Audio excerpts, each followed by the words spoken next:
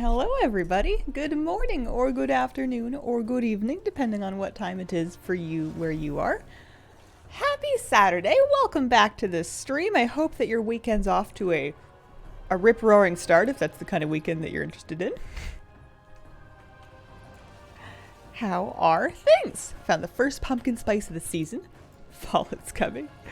I saw a leaf turn brown and descend from a tree yesterday, and I thought, oh no, here we go again.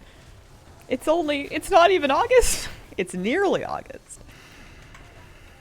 Love the stream title. Still summer, I can't hear you. It's early. I think it's just been dry or something. Hi kitty cat, would you like to come up and say hello? Although, you know, it's really silly, but you know what the thing that is making me feel a little better about the cold season and the wet season is my transmog hunting addiction, because even when the sun leaves and the darkness dims the sky and the mists roll in, I can still go farm raids for a transmog. And I probably will. Let me see. Kirintur, Murloc, something like that. Yeah, okay. I'm doing one time rift. This is my compromise with myself. I do one at the top of the stream and then throw it to its portal. It's portal. Where?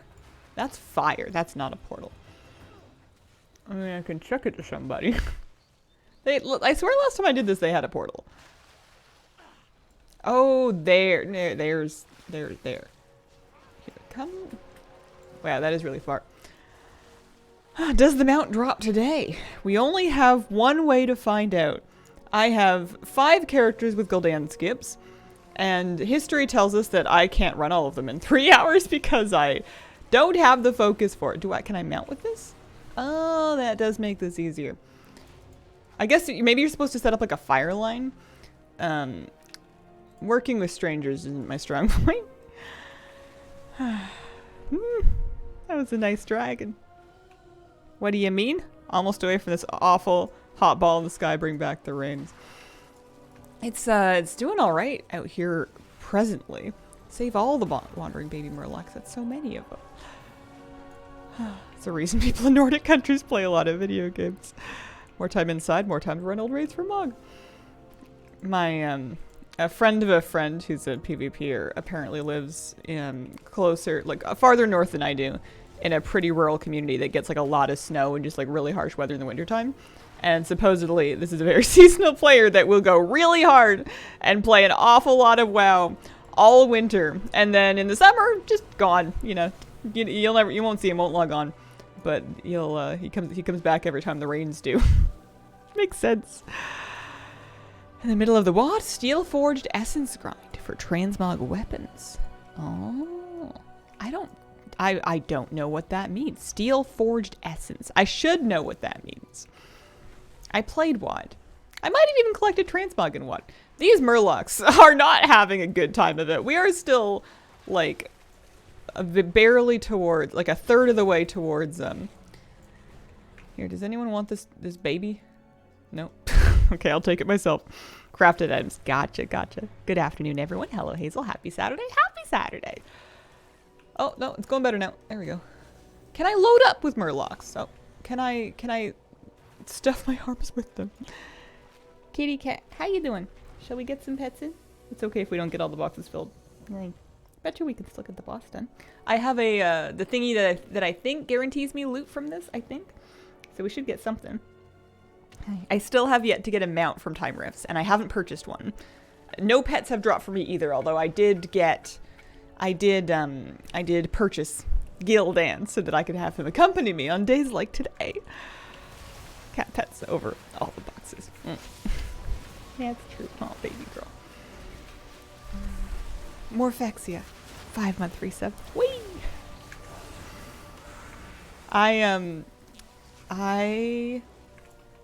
What was I gonna say? Something about gingerbread cookies. I finally made them, but I ran out of stamina to ice them. Hello, Hazel and Chat. Hello, Saga. Good morning or afternoon or evening. If I'm hazarding a guess where it's like afternoon, right? Is that true? I'm just winging it. Based on a squinty-eyed mental approximation of what the globe looks like. Maybe late afternoon dinner time. Went insane, grinded an axe, my level 60 else, got the pants token, finished my tier 3. Congrats on finishing your tier 3. I know you've been working real hard on that. Afternoon, evening-ish, 6 p.m. 11 a.m. here in CST. Follow-up question. And this is for the room, anybody. I need more coffee. What is good time eat evening meal? When does dinner happen? When is the ideal time? Because I know it varies a lot, and I'm kind of curious if we demographically as gamers tend towards anything in particular, or if it's just like, well, you know, I have to get up at 2 a.m. for work, and I get home from work at 2 a.m., and, you know, different considerations like that. All right, thanks for the raid. Welcome. 11 a.m. here, CST, between 5 and 6. 7 p.m. my place, 6 to 7, 5 to 6, 6 to 7. Prefer to be done eating before 7. When I'm in track around 7, when I'm not around 11. Yeah, it's pretty me. Yeah, it varies wildly for me. I'd say 5 is notably early. If I'm eating at like 6, that's me on a good day. Because earlier is generally better. It gives me more time to digest before bedtime. It means that I'm not like scrambling to eat something random before like a raid night or, you know, in the middle of like evening keys or something like that. But sometimes it just gets away from me. And by sometimes, I mean most of the time. And then that might mean I'm eating at 7:30 or I'm eating at 8:30. And then once it gets to 9, I start to be like, all right, are you having dinner or not? Do you want sleep for bed? 6 to 6:30, wake up early. Unless I'm going out for dinner with friends, then it's later. We have dinner any time from 6 p.m. aspirational to 9:30 p.m. gave up and ordered out. This describes me very well. Depends on how much water I manage to drink all day, too. Oh, I need to go slay Queen Angerboda. What did she do? I guess I'm asking too many questions for the time rift. She came out of her timeline. What's that shirt? It was one of my comfy ones. I got 2 from this particular brand at like a farmer's market in town, and the other one is cool and it's like a local design, but I discovered after I purchased it that it's not my favorite color on me, so that one's my fishing shirt. Because the fish don't care what I'm wearing. But I like the green one, so I saved this one to wear around people. I have not watched Barbie or Oppenheimer. I've heard good things. People seem to be having fun, and they're very excited. I would like to watch Barbie one day in my life, but I don't know if it will be anytime soon. 1, 2, 2, 2, 2, 2, 2, 2. Now I eat while I'm hungry. That's fair. Food better than no food, no matter when it is. Defeat all time rift enemies. You know what? I think I might just wait. I don't think we need to defeat all the time rift enemies. Any plans for your weekend yet? Monday, Tuesday, I mean. I am, and I've been saying this for ages, but dying to go for a good hike/fishing trip. So I think on Monday, even if the tide is no good, as long as the weather is even mildly cooperative, I want to go for a hike and I want to do a little bit of fishing. I don't want to sit by the water and like watch seagulls all day. It's I'm looking forward to it. And if I do that on Monday, then there's very good odds that on Tuesday I'm going to need to recover from said activity. So today being Saturday, at some point, probably in the evening when it's quieter, I want to go out and do some shopping. Because I need some groceries, I need some cat food, but I like to get, I need to get some snacks to bring with me on this hike, and maybe some like easy food that I can heat up for the following day when I'm neck deep in my hiking hangover. If you wear the wrong color shirt on stream, people will be able to tell ahead of time, not even show up. Yeah.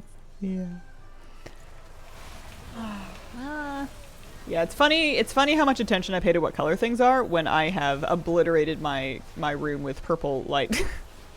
It's not like I'm doing a good job with color balancing, but for whatever reason, I'm still looking at it. What do you like to have for fishing, hiking snacks? The samosas. I get these, they're not like takeout samosas. They're not like hot fried samosas. They're kind of these, they're really nice cold.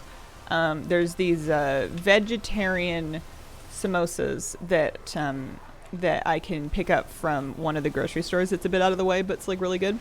And they pack really well because they're already just pre-wrapped. And those are perfect because they are delicious. They are starchy enough to keep you going for a while. It's like my favorite. It is the fishing snack. To the point that it's hard for me to brainstorm other things. I feel like a typical fishing food pack is samosas for snack time, granola bars for emergencies, and then like a good PB&J, peanut butter and jam sandwich, to have some extra just like calories along. I'm not exactly bringing carrot sticks. Probably should, but what do you do? Chronograde Connoisseur. Defeat all the fractured causalities. Oh! I guess I hadn't defeated this one before. I don't see the quest though. Maybe I already turned in the thingy? Speaking of turning in thingies, yesterday I did the Whelp Daycare Daily off stream, but I forgot to turn it in, so I need to actually go pick up. They're gonna give me Bella Straza so we can go pick her up and then find out if she's any less bossy. If anything, you now have a tradition. The problem is that if I ever move away from this one store that sells this particular samosa, then I'm gonna have to learn how to make them. And I'm frightened of making samosas. Any food that is individually packaged, I have found to be fussy and tricky to make. I've forayed into making like dumplings before, and I have a fear that making samosas will be a similar exercise. Just a lot of steps. I am really lazy when it comes to food. There's this archaic custom from the places nearby where they take a thing called a six-pack fishing. But I don't have any abs. That's not true. Yeah, 1, 2, 3, 4, 5, 6. They're just, they're vestigial abs.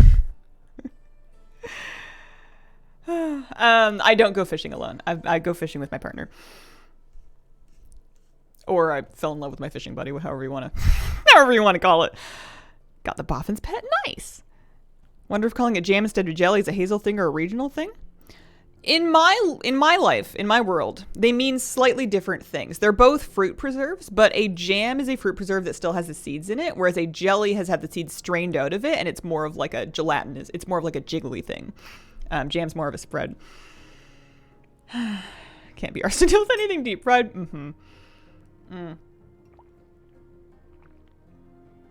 They are hiding. More processed, if I remember correctly from living in the US. Jelly is more of a jelly. Yeah, it's jellier. I need to calm down. Let's go get a whelp. Let's go get a whelp, and then we got to start our Gul'danaroni and cheese runs. Otherwise, I'm never going to go do it. Do you think he even has a mount? What if he rehomed this mount weeks ago, and he's just stringing me along because he likes seeing me? All right, there's a new whelp. Also, I have a kitty cat on my lap, and I'm excited about that because she's just been sitting on the chair and not on my lap in the last couple of days. So, like, this seems, I mean, I think it's just because it's a bit cold in here because I had the windows open and it got chilly overnight, but this is just real sweet. Hi. Hello.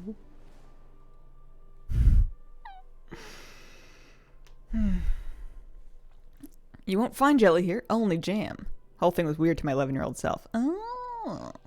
In the US, you just end up calling jam jelly. Yeah, if I do prefer jam to jelly. I enjoy the seeds, and I like that jam is generally more spreadable. I don't know why I have any opinions about this whatsoever. Gul'danaroni and cheese. The whelps can wait. No, this is sacrilege, but the whelps can wait. The crafting can wait. I need to go see Gul'dan. Jam had whole fruit bits in it. Jelly was smooth. That's my understanding as well. Someone tried feeding me a PB&J and a Kraft mac and cheese, wasn't having any of it. The Kraft mac and cheese, I will not fault you on whatsoever. Growing up, all kinds of people would feed me grilled cheese made with a Kraft single. And I, as a result, thought grilled cheese was kind of yucky. And then I think I was like, I don't know, old child, young teen kind of age. And my grandmother thought I was, you know, grown enough to enjoy a grilled cheese made with a real cheddar. Nana makes them with actual cheese. And I had that and I was like, oh, this is what life is supposed to be like. I actively, I know a lot of people are nostalgic for it. I actively dislike grilled cheese with Kraft singles. It upsets me to even think about. Are you seeing all of his buddies as well? My plan was to do the skip to get more mount chances in on this particular day. But that if we feel like it, we can always just keep going in and doing full clears and other characters. Because like a lot of characters like Anthus could probably full clear that raid and get tier because, you know, when have I ever run this in a paladin? So There's Mog I could get. Hang on, I read something and I almost answered it and then I forgot it and I'm scrolling up to look for it. Where did it go? Wow, is this a while ago? I asked about dinner times. It was something Ujai said about the light. I think asking if I fixed the light. But I didn't read the exact thing, so I don't know if that was actually the question. If that was the question, I don't know if I fixed it. I just adjusted settings until I wasn't angry at it. It is turned down marginally from where it was before. And then I adjusted the light on the other side. Because I feel like the thing that causes, at least for me, light-induced headaches is when you're focusing for a long time on contrasts between light and dark. Like your eyes can adjust to bright and they can adjust to dark.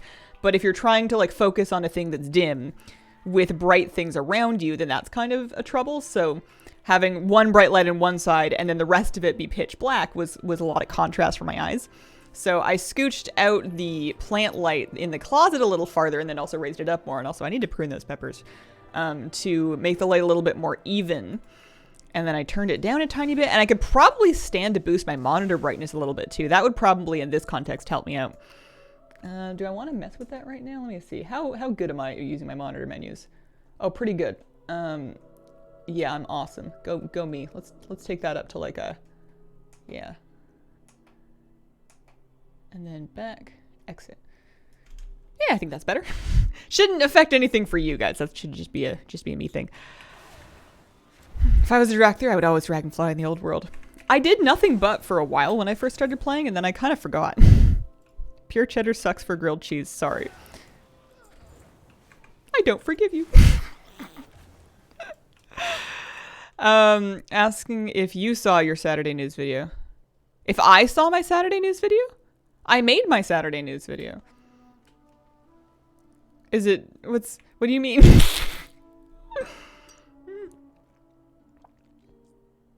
Saw a chef use Gruyere and American cheese for the perfect grilled cheese. Haven't tried it. Favorite takeout places in the city is a grilled cheese place. They use Fontina, cheddar, Monster. 2 different kinds of cheese to make a good grilled cheese. I appreciate that those are all probably delicious sandwiches, but I'm feeling a little bullied. I'm feeling bullied on behalf of my favorite sandwich. Yes, I'm aware of it's the lamp in the background. I cropped a lot to kind of tone it down. It was worse in the first edit, but I wasn't able to completely crop it out. I suppose I could move it for the video, but I haven't. It didn't bother me that much, I guess. I'm going to raid difficulty, and we're gonna go on Mythic first, and then we're gonna pop it. All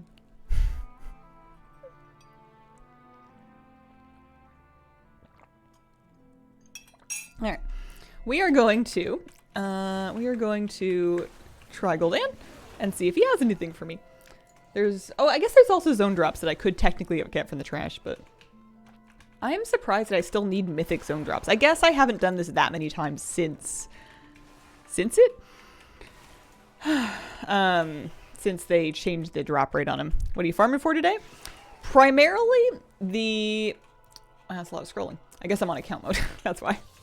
Primarily the Infernal... The Fellblaze Infernal core. The Living Infernal. I think it's alright. I would like to have this so that I can move on with my life. Although... No, actually, I do know. I was going to say, I don't know what my next mount run is after this. That's a lie. I do know. My next mount run after this is the Abyssal Worm from Team Sargeras.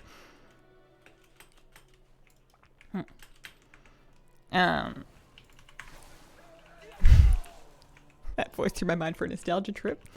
I am still here. I am Hazel. I have pets. I'm trying to think of anything else that ties me back to my past. See if Gul'dan drops them out. Are we gonna have to come up with a brand new thing for a brand new euphemism? Aphorism? No, not euphemism. Can euphemism mean something that's not just dirty? I only ever use it I only ever hear it in the context of alluding to something that's filthy. I have to dip it in tomato soup though. Mayo or butter for the crispy outsides. Oh, I gotta get off the grilled cheese topic. My opinions are too set in stone. In many areas of discussion, I am able to be objective and to own my own position and allow people theirs. And sometimes with food, I just get too heated and I just gotta learn when to walk away. It can mean anything. Okay. Double entendre. Yeah. I'm gonna need more cute nicknames for Gul'dan is basically what I'm saying. He gets a new one every week that he doesn't drop them out. Whenever you don't want to mention the thing directly. The Gul'dan Goblin. Gul'dan is good. Like that about pancakes. Gul'dang. Oh, I like Gul'dang. That's pretty funny. Got lucky with the worm. Kind of boring. Sometimes I feel like I'm collecting for the sake of collecting. That's fair. I'm 100% collecting for the sake of collecting. I'm somebody whose brain is pretty transparent about the things that it finds compelling. Given the opportunity, and I will become compulsively addicted to like cookie clicker. I'm no longer suffering under the illusion that games need to be like artistic in order to make me play them obsessively. They just have to fit the right criteria in terms of, you know, number go up or whatever it happens to be. Number go up is a great description of cookie clicker. You know, some games might lack enough soul that I forcibly decide that this is no longer in my best interest to keep playing. And that's when you turn off the cookie clicker and have it stop clicking the cookies. Cookie clicker is great and I never want to play it again. It's one of those handful of things in my life that I've ever experienced that I'm sure lots of people can play in moderation and be like, oh, that's kind of cute. And then just like move on with their lives. And I have it's a bit freaky. It's a bit scary how I have no self-control with it. I think it's just my impulse control's not what I would like it to be. And especially when it seems like a very harmless impulse, like, you know, playing cookie clicker. It's really hard for my brain to make the choice to be like, no, don't do that. I usually won't even get to the thinking stage. I'll just be playing it before I know anything about it. Don't know anybody who played that in moderation. 1,400 plus levels of an Agritsuko themed match 3 mobile game. Would have an auto clicker software, leave it on cookie clicker overnight. Well, that's the point of cookie clicker, is that, I mean, people do that too, but you earn the automatic clickers so that they're clicking in your absence. It's basically it's like the part of games where you purchase tech tree upgrades without the rest of the game. Independently of the rest of the game. Never got into it. Too much of a Nintendo handheld kid. Didn't always have a computer growing up. Help English hard. I think it's the first one. I get what you mean. Do you know Shakes and Fidget? Numbers goes up with the theme of WoW. Real bad for me. I don't know Shakes and Fidget. Daniel Craig. Played it back when it was a browser game. Has it ever been anything but a browser game? Did they release it as like a... I played it as a browser game as well. I also played a chicken version on an iPad for like a weekend before I realized that it was ruining my life. It's on Steam now. Oh dear. Oh no. I'm not allowed. It's no good for me. Infernal Contract. That's not the mountain. It never will be. I'm jumping off. I guess that makes sense. A lot of browser games ended up on Steam. Insane Aquarium's on Steam. And I have purchased it. And I did beat it. And it was worth it. I love that one. That was like my favorite like board.com browser game that had access to as a kid. Yeah, I heard something about Neopets coming back. I'll believe it when it's true. Or not that it's not true, but I'll believe it when it's like, you know, when the hard part's done. I feel like it's easy for people to drum up buzz by like buying something and making a lot of promises, and it's a lot harder to follow through on those. Heroic. Finally let go of my ult. I'm sure they've added stuff to Cookie Clicker. It's just gonna have to get by without me. The nice thing about Insane Aquarium was that I like played through it. I got really into it for a few days. I beat the thing and I'm like, well, that was fun. And then I put it down and I lived the rest of my life. Or at least up to this point. I feel like if I go back to Neopets, I'll be disappointed. Haven't played it since like 05. Only one Warlock Demon customization left to get. This week, the Argus World Boss, Matron Faluna, drops an Imp. Easy to kill in level 70 Warlock. She gets in rotation, won't return like 8 weeks. Okay. That's a good tip. I haven't done a lick of the new Warlock stuff yet. Boy, might one day collect Imp customizations. My brain isn't assigning that any value in comparison to Transmog, though. I don't know why yet. I'm just too into Transmog right now. How far did you get in Cookie Clicker? Do you remember? No. I got far enough for my computer to start, like, complaining. Or maybe, I don't know if that was just, like, a memory leak in my browser or whatever. But I remember that the main reason that I turned it off the first time, and this would have been in, like, 2012. The main reason I turned it off the first time... Was it 2012? Did it exist back then? I thought so. Was because it was a problem for, like, the PC. Oh yeah, time walk badges for mods. I should do that. I should do that. I can take a look at that after. Do I have badges in this character? I have some. I'll take a look at that after after this character's gold annual attempts. 2013. Well then what am I thinking of? What did I do in 2012? I drank cheap rum and I picked herbs. Taking away my mount collection numbers with the dragon riding mounts. When you engage Gul'dan, does it become Poldan? At the rodeo. Boldan. Do you think they'll add BFA time walking and Dragonflight next expansion? I would expect next expansion. I could be wrong though. Cheap wine for me. I had my box wine phase in my mid-20s. I think I might have been like 24, 25. And I was under the delusion that in order to be a real adult, you had to drink something. And I thought, well, these people are drinking beer. These people are drinking whiskey. I shall drink wine because this is the correct choice for my demographic. I don't know. Not in those many words, but... so I would get the box wine. I mostly found that wine, and even nice wine, not really my thing. It's nicer. I prefer it to beer. But it gives me headaches, and it's not not as nice as like water or juice or tea. I usually prefer a cup of tea. When he's dead, he's Gul'dan. Like getting the $4 bottle. Don't degrade Franzia. It was Franzia. It was good stuff. It was just not a good fit for me. Instant headaches after just a sip or two. Yeah. Not with all of them, but with a lot of them.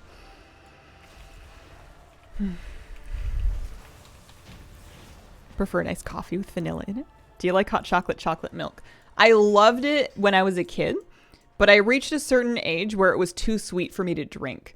I can't do the really sugary desserty drinks anymore.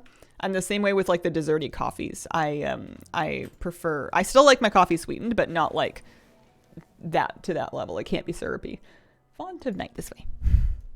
Did you drink red or white wine? I tried both. I tried both. The tannins in the wine you're reacting to, most likely. I thought that black tea also had tannins, though, and that never gave me that problem. I guess maybe they're different tannins. Wine tannins ain't for everybody. Oh, recolor Brutus mount without the H for 5k time walking badges. Got sick of really sweet drinks as I got older. Yeah, I do like dessert, although I definitely don't crave it as often as I used to, and I don't go through it as quickly as I used to when I have it handy, so maybe I'm just kind of becoming less of a sweet tooth with age, but I used to love, whatever the whatever the latest Starbucks creation was, or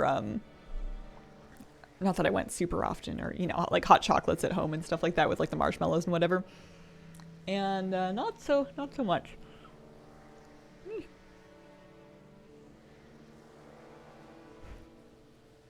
Black tea tannins aren't as intense. I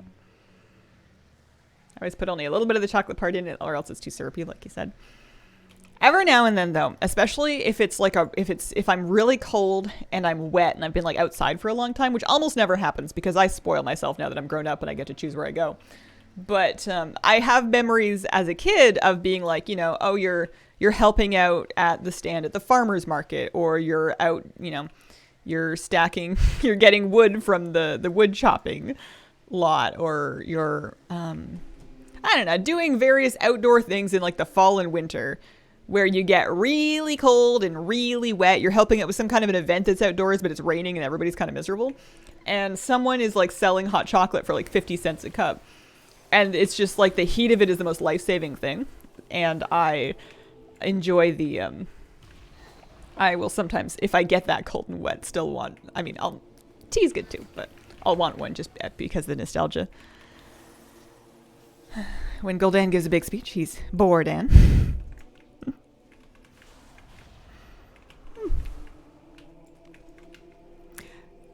I actually like Starbucks just ground coffee. I've tried a lot of the different like mid-range ground coffee brands and a lot of local grinds and stuff like that. And maybe I'm just basic, but I just like the Starbucks one best. Not the flavored stuff or anything, but just like the blonde roast Starbucks ground coffee. If I'm just going to buy a ground coffee at the store, is my favorite one. Hot mulled wines at the Christmas markets. Vendors pitch in to subsidize it. Loosens wallets. That's smart. It sounds lovely. Italian coffee's ruined me for the better.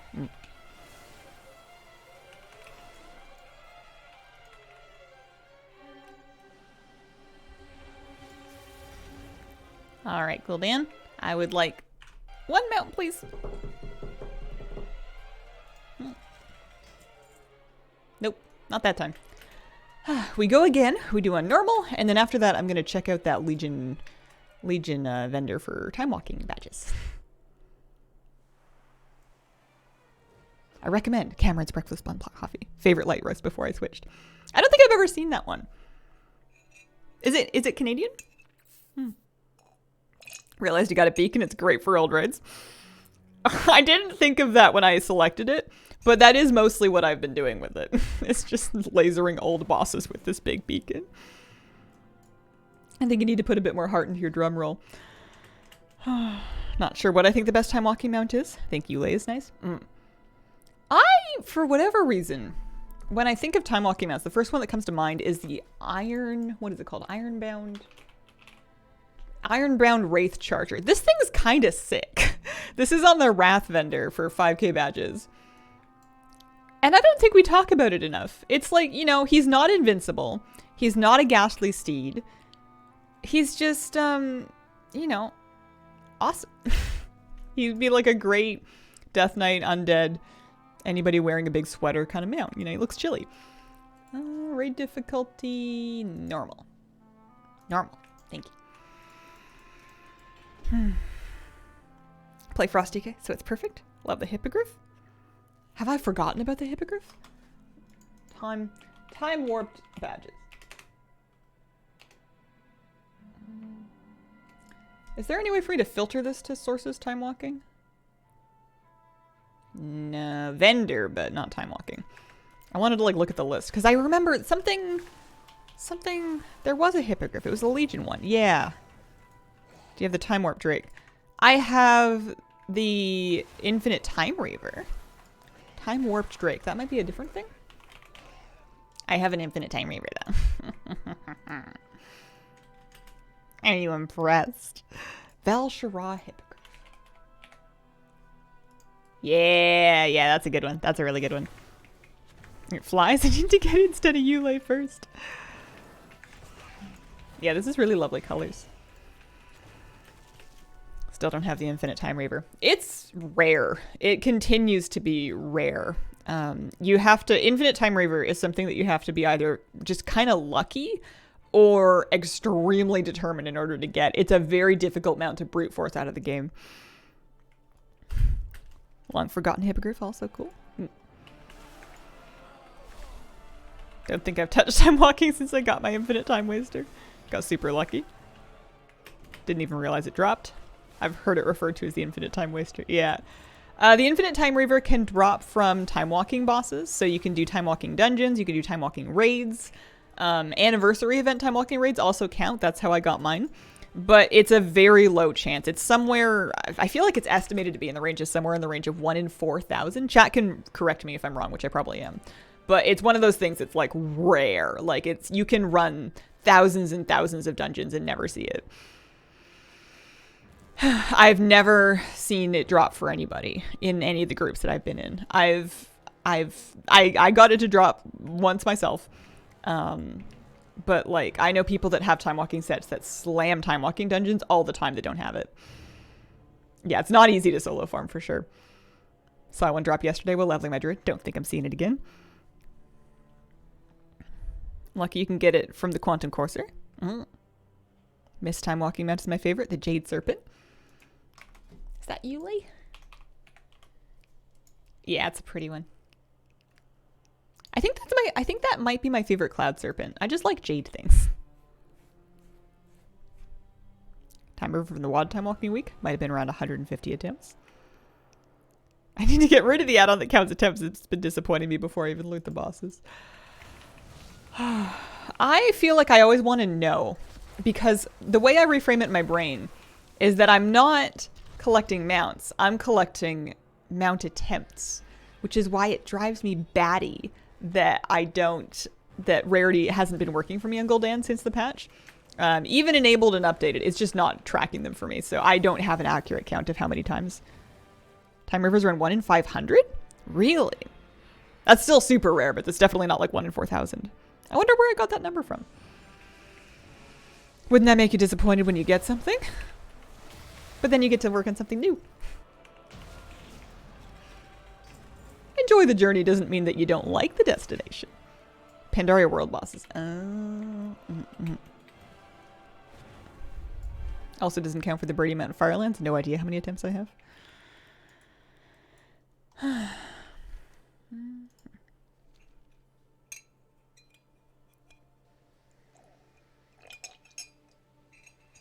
Got Infinite in the same run that another guy in the party got the Utgard Pinnacle Mount. Unicorn experience. I still have a kitty cat here, by the way. Look at this sweet baby. I think she's tired. I kept her up too late last night. I was up a bit late finishing because I was in dog jail, which is what I call it when I've become fixated and obsessively looking through information related to various dogs and rescues and stuff. Hey, sweetie. I was just showing you off. Are you comfy?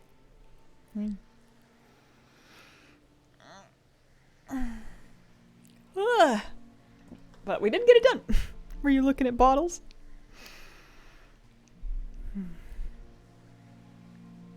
Got the Time River Mount my second run ever.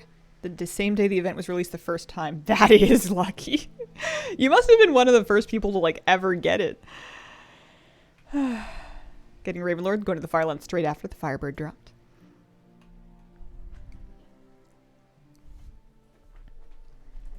I'm glad I'm not the only one that had a 4K figure in mind for Time Waster. Before anyone knew how rare it was going to be. Took me years to get it.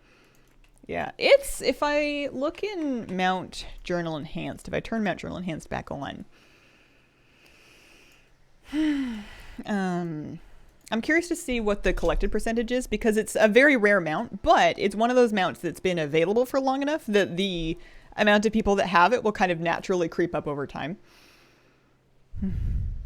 Important question. What is a good mount for a Zandalari Paladin?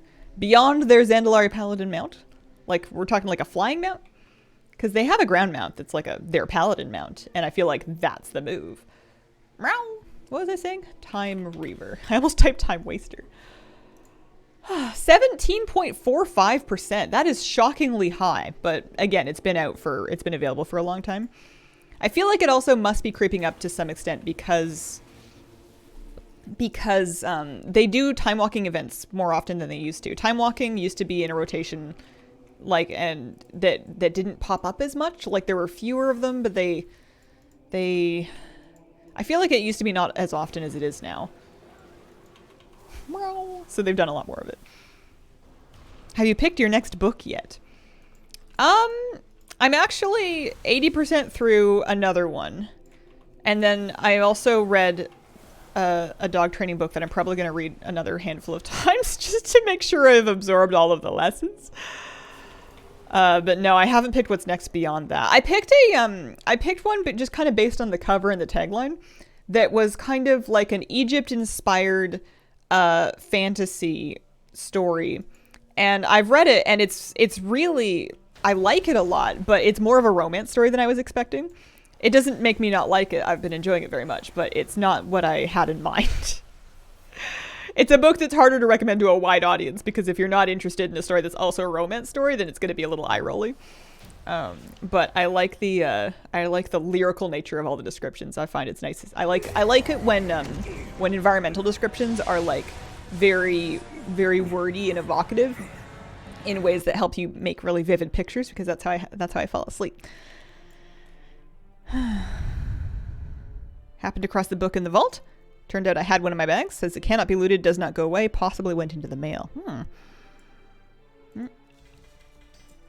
Alright, no luck there. I'm gonna dollar on myself and go take a look at that vendor, because that's where the Legion Time Walking vendor is going to be, I think. I wouldn't call it a bodice ripper. There hasn't been any bodice ripping yet.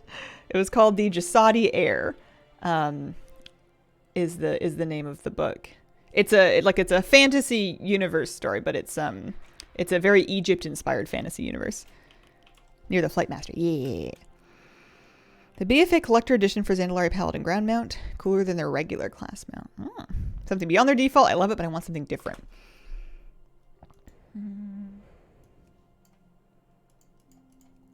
Types. Mount Journal Enhanced can be really nice for browsing this kind of thing, because you can filter it down by family. You can like uncheck everything and be like, well, all right, show me the dinosaurs. And then it'll like filter you down to specifically the dinosaurs.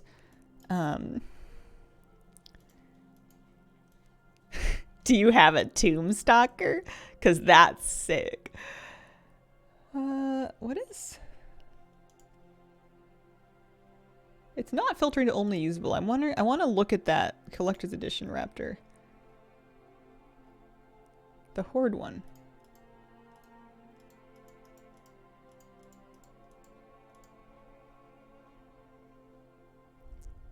I do not. That is sick. This add-on is Mount Journal Enhanced that has all of these extra filters. You can also, I'm pretty sure, filter by color. So maybe you're like, all right, he's a Zandalari Paladin. He likes gold. What kind of mounts have some gold going on in them? And then you can filter that way, and it's going to, I don't know exactly how it does it, but it's going to filter mounts that specifically feature that color, in case you decide that he's a snail kind of boy. The gold raptor. Let's see. There's the savage raptor. But maybe we want to get outside of raptors. Maybe we want something... Zandalari. When was the last time you saw this thing? Huh. I don't think we appreciate mall rats enough. Ooh. It can't fly anymore, though. I miss when this thing could fly.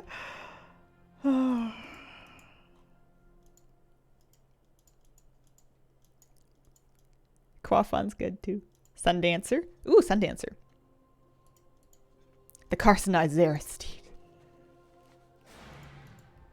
I don't know if that's very Zandalari, but it's a horse and it's gold. I also haven't thought about the Fallen Charger in a long time. Or honestly, this thing. It's shiny. The Phase Hunter's super, super awesome. Did I farm Golden Mane? Golden Mane I bought. I farmed the Horde ones. So I farmed the Raptor, and I farmed the Blood Tick, the Leecher. The Leecher farm broke me to such an extent that I vowed that I was done, and I bought the other two with gold.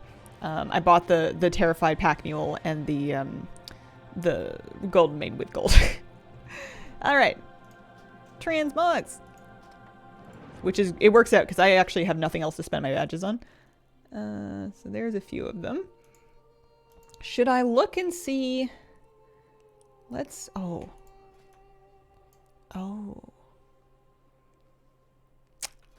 I don't think I currently have add-ons that show me which characters have badges, but I will have badges on some characters. Oh hey, I can learn I can do the sword. Okay. So I need shields, basically. Shields, bows. I wonder if Crinkle has any badges. I'll check Crinkle and I'll check Anthus, because I know Anthus did some time walking leveling. I also need to get on some other armor types. Anthus, let's see if he has any badges. Saved instances will do that. Fallen Charger it is. This is a Goth Paladin. Excellent. Shattered Sands novel. Oh.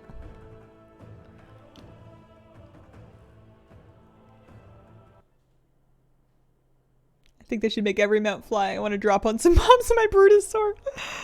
I don't think everyone would be game for that, but I would be game for that. I think that'd be fun. 995. That works for me. He can buy something. $2 run with you. What's that? Someone needs time walking? I feel like I have saved instances around too. I just don't know if it's like properly installed.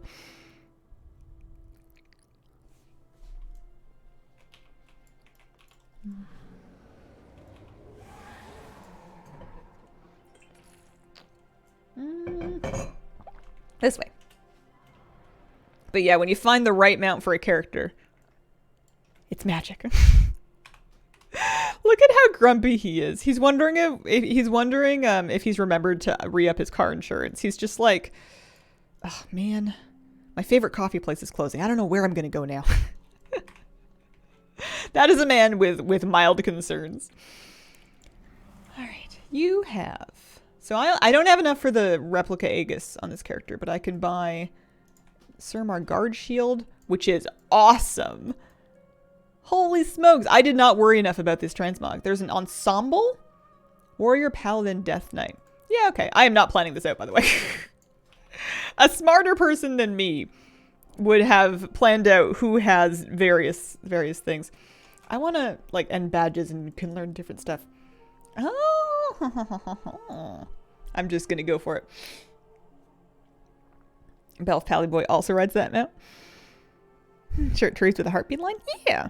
If my local beloved cafe closed, I would be heartbroken. Want to get the Explorer's Transmog and backpack. I bet you stuff like that will eventually filter onto the trading post, is how I feel like that's going to go. So give me that one. And then what else can he learn? He's good. Oh no, he can learn an Arc Saber. I feel like I bought an Arc Saber. No, guess not.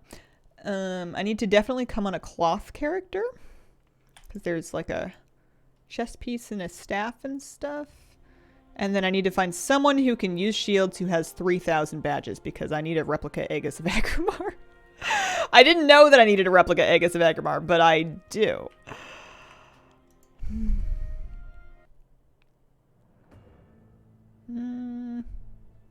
Is there Warlock specific loot? This priest definitely did some time walking, so she'll have some badges. She can at least buy the robe. Maybe the staff? She has how many badges?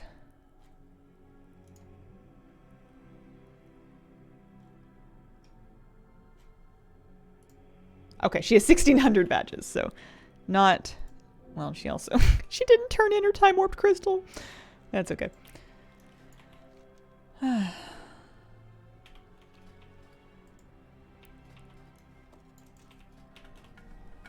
McTaser2, thank you very much for the 43-month resub. Hey Hazel, thanks for the wonderful streams. Happy Saturday. Happy Saturday. Curious what's going to replace the Grotto Netherwing reward. Have they announced it yet? You can buy it on any character. Can you learn it though, or would I need to mail it around? I guess we'll take a look. Because I have been changing the shot filter.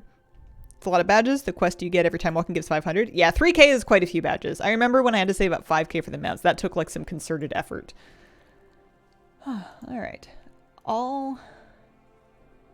Because yeah, they're BOP. So my understanding is that if you bought them on a character that can't learn them, then you're kind of out of luck.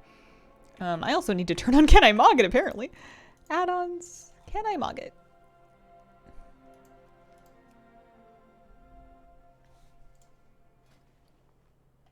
Because yeah, these things bind when picked up. I don't think I could mail this stuff to my elves. Why does it keep showing me this arc? Oh no, I'm looking at different weapons. That's an Arc Smasher, not an Arc Sword. It's also awesome. That's a really cool appearance for just not very many badges. Yeah, the staff too. Holy smokes. I didn't know this stuff was that cool. There's also a toy that I apparently don't have that I didn't see before. What is it? Priest only? Nightborn. I can only barely afford that. Reduced cooldown for Nightborn. That's the... I know that toy. There's also like mod. I feel like I have badges in other characters, but I should find out before I commit. I wonder why I didn't see that. Maybe I'm just not paying attention. Inksy might have some badges. She did some time walking too. An illusion. What are you hiding? Yeah, I've seen that. Hazel, what's the lowest number of viewers you've had? Nobody. But I'm all alone. No, that's not true. My cat's usually around.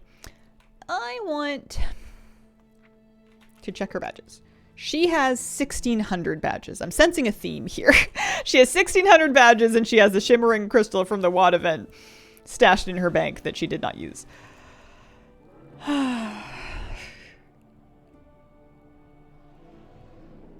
We don't talk about viewer numbers though. We never tell me how many people are here. There's 12 people and I won't hear otherwise. At the start, how long you streamed to 0 people? I think that at the start it was not necessarily 0, but kind of like 1 to 3 for a while because I had done YouTube first for somewhere in the range of a year before I started streaming. So, and it wasn't like a very popular YouTube channel, but it was enough that, you know, maybe somebody would come by.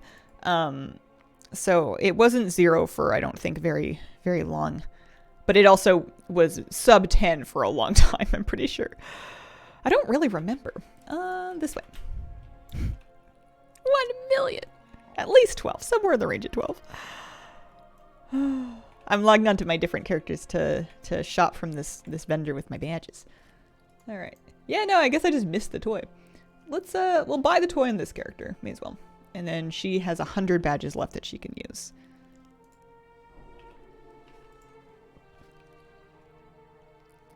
I have the staff already. Let's buy the main hand mace. And then the tunic and the leggings. And then I'll buy the scroll mantle on a different character. Hello. You want to come back up? So this priest. I didn't spend her badges yet. Hey. Hello. Hi, sweetie. I didn't think I could just get all these kinds of appearances. This is real fun. Alright, I still need to find a character that has the badges for that. I may not have a character that has the badges for that, if we're being honest. I need to come on a leatherware. There's a bunch of leather stuff that I need to get that I don't have. That's funny. What is this? Sargeria blood vessel. No. No, thank you. And then rep and then heirlooms. Okay, so I need to find a leather wearer. And then I hope Crinkle. Well, who would have a lot of badges? I don't know if anybody that uses a shield will have a lot of badges. Like, not 3,000. I may not be able to get the Aegis. Buying BOP items will automatically learn their appearance. If they're BOE, then you would need to equip them first. Wonder how many places you end up on DFA just by buying these? Probably not any. I need somewhere in the range of thousands of appearances for that. Okay, so 1,000 badges. So that's not gonna get her crazy far. It's a non-zero amount. A lot of my characters won't have, like my older characters, even if I restored deleted ones, I don't think they would have badges because I, as a general rule, didn't do time walking unless I specifically needed something. So I would do time walking, I would grind out exactly as many badges as I needed to buy the thing that I wanted off the vendor. And then I would put it down. The only reason I have like 1,000 or 1,500 across a couple different characters right now is because I was using them in time walking to like level recently. Yeah, so she can't afford that one. She can afford these ones. Arc shield and guard shield. I swear I bought those already. Anyway, it's not like she can afford the expensive stuff. She knows the battle plate. Yeah. Weird. Did you used to do the anniversary quest every year? No, not necessarily. Don't think any of your recently power leveled 70s. I also don't think they would have had 3,000 badges. Like, Honey Plum is definitely, I think, a pretty recent power level, and she can use shields. But I bet you she has like 1,000 to 1,500 badges. I don't think she'll have 3,000. It was a lot of time walking in a lot of different characters. Yeah, she has 1,800 badges. That's not going to get her very far. But even if I can't buy the Aegis of Agamar, I can still go bring a leather-wearing character out there and buy a bunch of leather mog. Stuff like that sometimes doesn't trigger the collected option unless you delete it.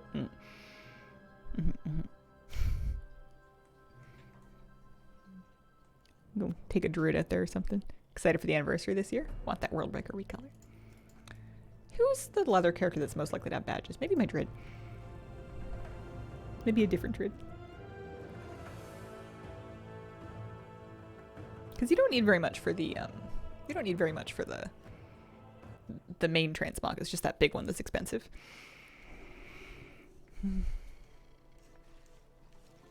He could get the imp thing. I'll check and see what kind of badges he has. Is it on the vendor?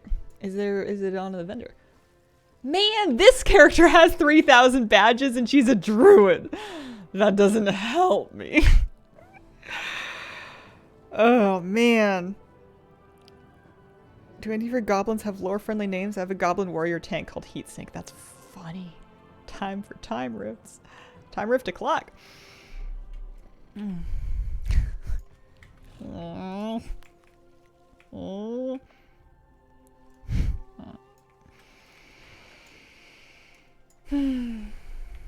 it's all right.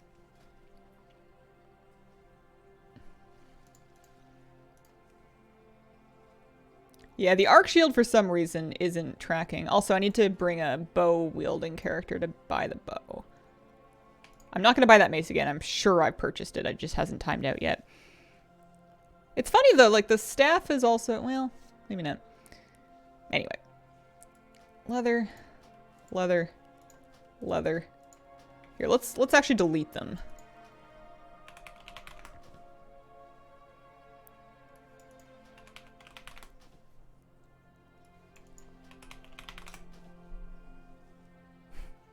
And then I'll bring a hunter out here. I'm sure one of my hunters has it. Maybe there's mail as well. Who did time walking? Which hunter did it? Maybe this one? Work overnights, bedtime, night all. See you later, Jeffrey. Feels weird that you don't have this stuff yet. I have been very laid back about mog collecting up until very recently. I would make a point to get pets and mounts, but especially when it came to time walking, I would kind of not worry so much about mog. I bet you the other time walking events also have mog in their vendors that I don't have. What do you got? You got 250. That's probably enough. That might do it. This Hunter Mog is current set. This is Vault of the, or not Vault of the Incarnates. This is Aberrus Hunter. Do you think plus your shit off for the option of plethora gear? Oh dear. I think there are some items in the game that say that they're like fake leather. Maybe I'm just imagining that. Okay, so there are male pants. Funnily enough, I have the chest piece and the shoulders learned from a different item, but I didn't have the pants. Some of these things must share appearances. Make it non-refundable. Here, just equip it. And then give me the bow for sure, because that is a fire bow. Well, no, it's a crystal bow, but you get you get the drift. And that'll add that to my collection. And she only has 100 badges left anyway, so. What if I buy the sword for a third time? And then I just equip it this time. Learn it properly. There we go. You can stop tormenting me now.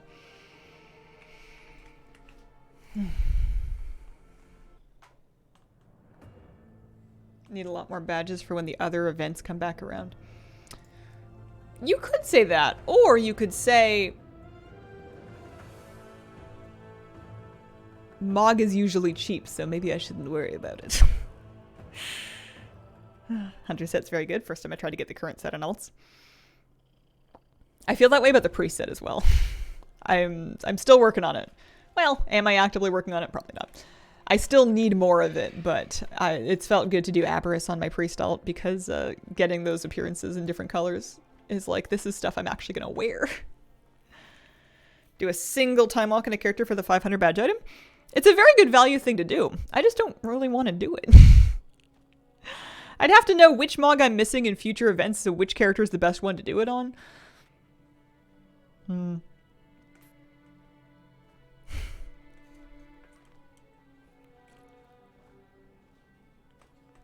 Spreadsheet, ATT should be able to tell you. When in doubt, do all. I'm doing Gul'dan. It's Saturday. We do Gul'dan. Vault gave me a mythic color Aberrus tier helm. Now I want all of it. Easier to get the set now.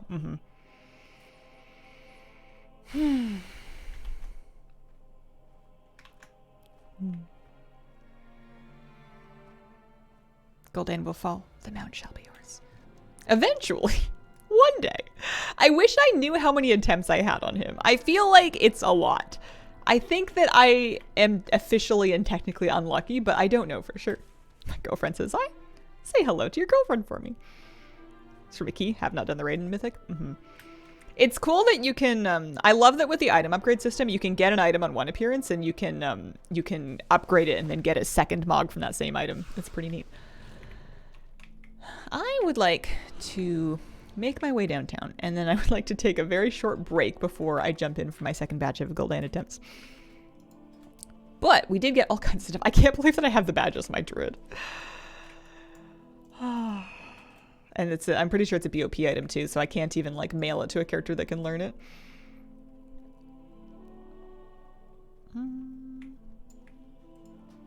We'll do Mythic first. Counted every attempt I made in Illustrious or an Archimon for the mounts. With like chalk and a wall or scratch marks on the desk with a dagger. I will be right back.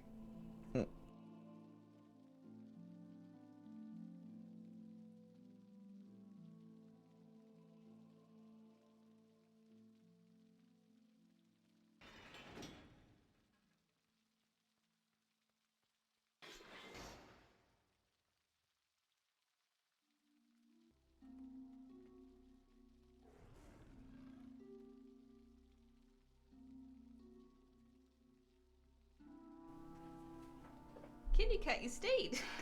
You waited. That never happens anymore. Hey. Here, careful. Hi. I'm back.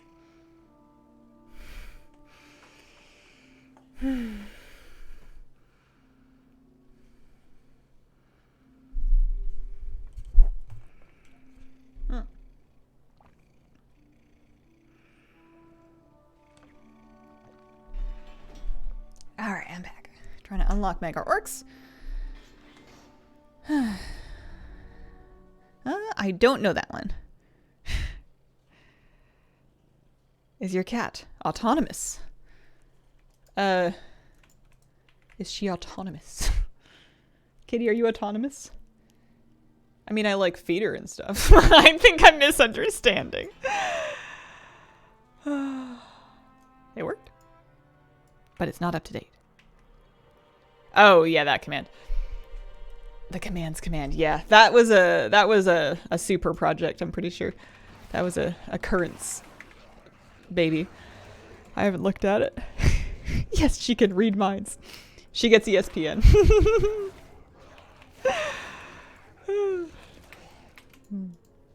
Hello. Am I pumped about Australian Alone starting next week?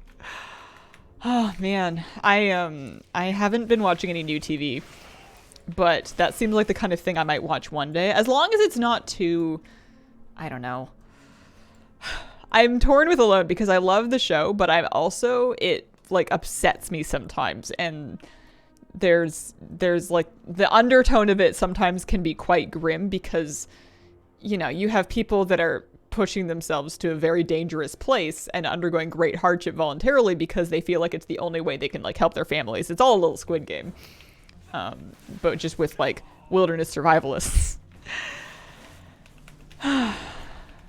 but they do really cool things. Can she predict the weather? You know, I haven't asked. Kitty cat, is it gonna rain? Meow for no. Or meow for yes. Or purr for I don't know. I'll stay inside. Meow, she said.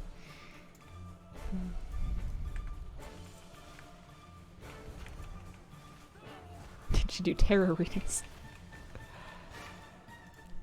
She can, no,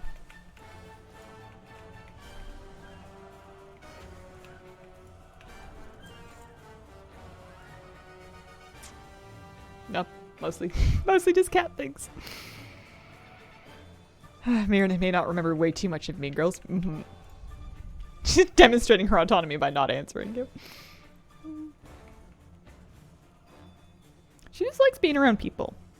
She's a little bit of a Velcro cat. She'll follow me around room to room. Not like 24/7, but if she's awake and she's in the mood to, she wants to check in and see where I am. More so since she lost her vision, which I think is fair.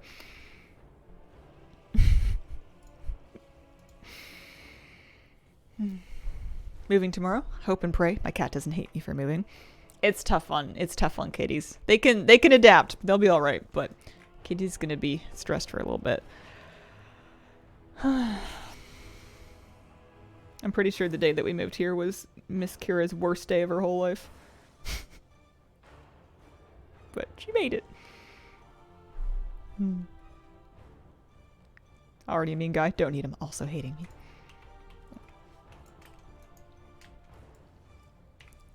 Alright, Elsa.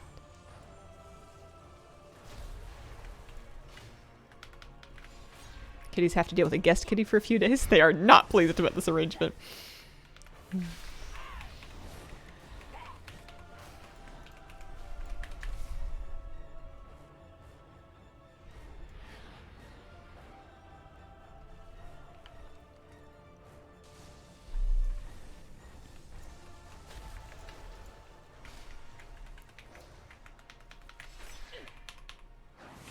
Can the cat play split screen co-op with you? She just lets me play because she knows that she would win. 18 human years, holy.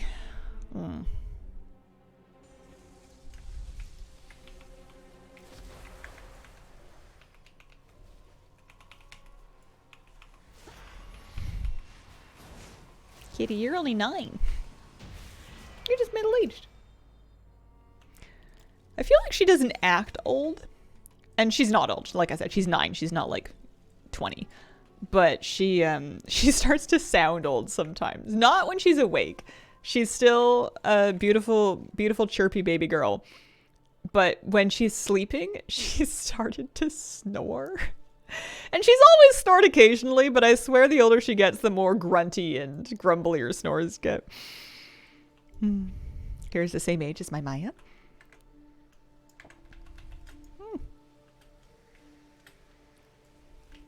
Oh, Jans, I'm so sorry. Making dad sounds.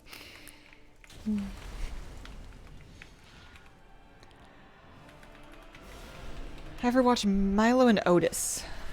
I want to say no. The name rings a bell, but I couldn't tell you anything about it other than the fact that I feel like it involves a dog. Farming mounts oldest to newest for a while. Been an Oldor for at least a year, so hard to convince myself to run it. Oh man, you're the master of your own WoW farming rules. But if that was me, I would probably give myself a break and give myself some time off from Oldor and farm something else for a little bit. Cats are so autonomous; they have their own Facebook page.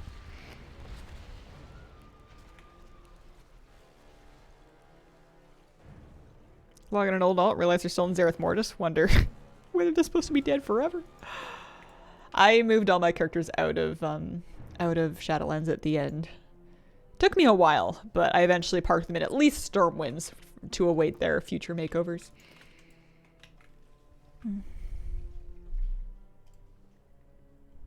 been at it with ICC for 3 years, took a break, now I'm back at it. Deciding whether or not to take a break is tough because on one hand, sometimes you just really can't stand looking at the raid anymore and it's just not fun. You kind of wonder what you're doing with your life. But on the other hand, there's the part of my brain that's like, well, if you stop trying, it's just going to take longer total. Like, you're pushing back the calendar date of when this thing will eventually happen if you assume that getting it eventually is a given. Any luck? Nope, not that time.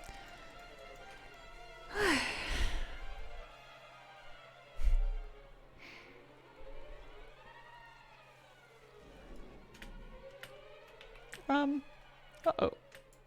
Oh, okay, we're good, we're good. Ooh, imagine landing on one of those spires. That would hurt. So that was I think Mythic? Yeah, that was Mythic, so we're gonna bump it down to Heroic. Yeah, it's because I didn't drum roll. I just gotta get it by accident. I just gotta forget what I'm looking for. And get it by accident. Raid difficulty. Heroic. Would it hurt more than hitting the ground? This question could get gruesome very quickly. Any BOEs? Got the Felsteel Annihilator during Shadowlands. Farmed it in like 20 characters every week since they made it soloable. Oh. Felsteel Annihilator. Is that HFC? I feel like I did that one. Yeah, it's HFC.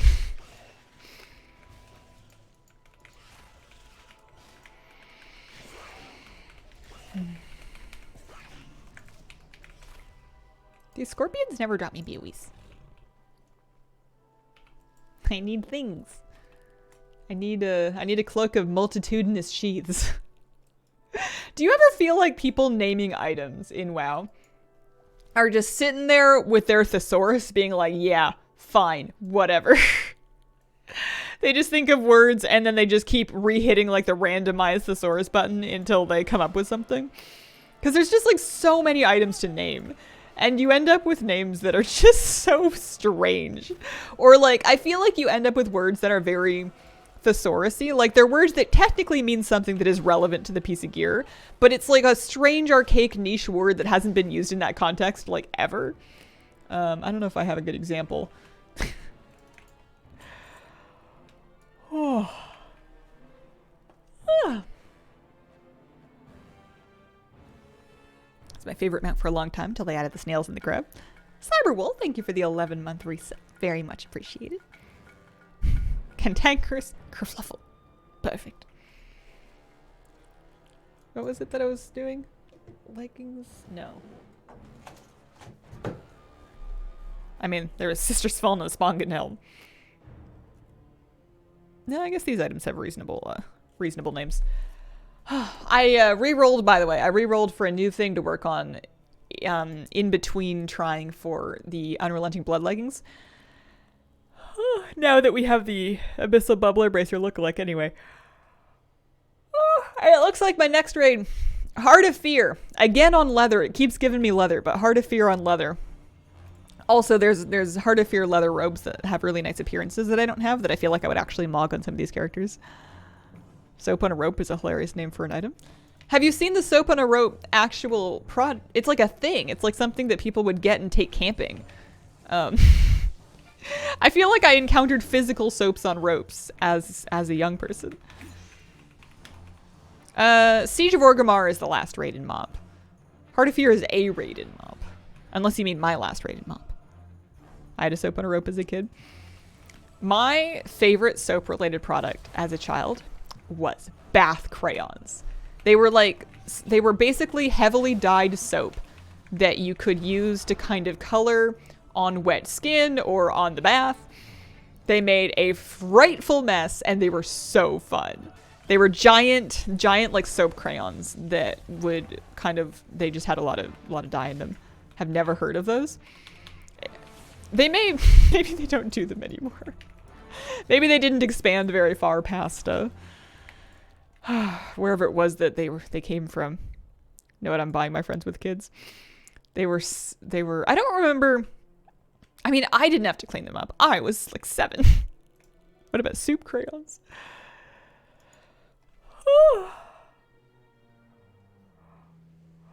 You still make them? I think one time I colored myself in completely green because I wanted to be like Kermit. I also remember the first time I decided I was going to be a good kid and help my parents with cleaning the house. I took some liquid hand soap and I just had at it at the walls of our townhouse. And then they discovered me and went, oh dear. You know, good intentions, poor execution. Had scented plastic fish as a kid that would dispense bubble bath as they swam in the bath. That sounds extremely fun. I would get that now. I'm still wondering how old is too old to purchase a rubber ducky for yourself.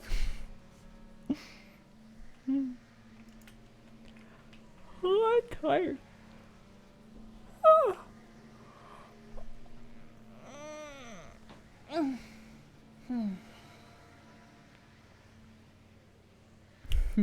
Never too old for rubber ducky. It's only because I've been sold rubber duckies as a concept by the original influencers. Is it Ernie? I think it's Ernie. I think Ernie's the one whose rubber ducky's the one. Makes bath time lots of fun. I did buy Sunny. I don't know if I slash pet her. I used a pet mirror on her, and then I did a slash lie down, and I saw the lie down emoji. The lie down animation, which was really cute. I'll have to pet her after this. Do floaty toys in a bath? I swear I'm a Kurta. You can get themed rubber ducks now. Some are limited edition. Oh no.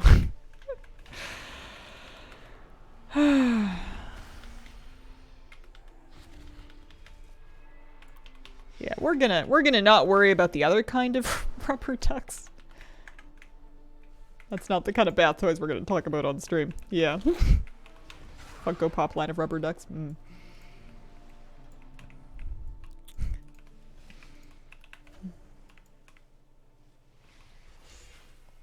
I think it's possible that if I got a dog, that I would need to relocate some of my plushies out of dog reach if I didn't want them to become dog toys.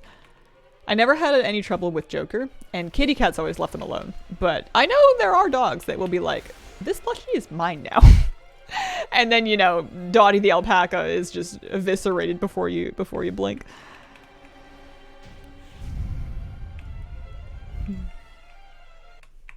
Okay, I'll drum roll this time.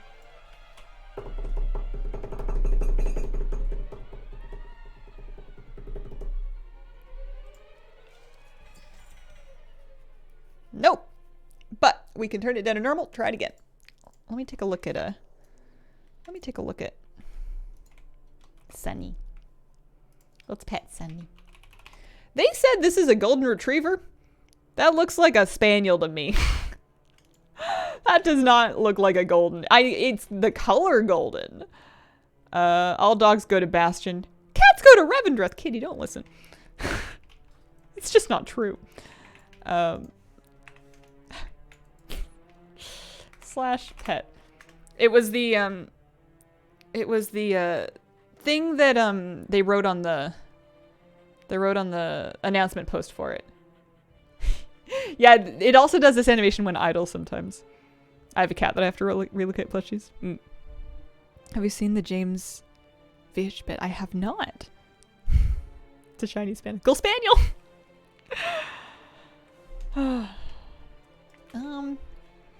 Okie dokie. We do normal.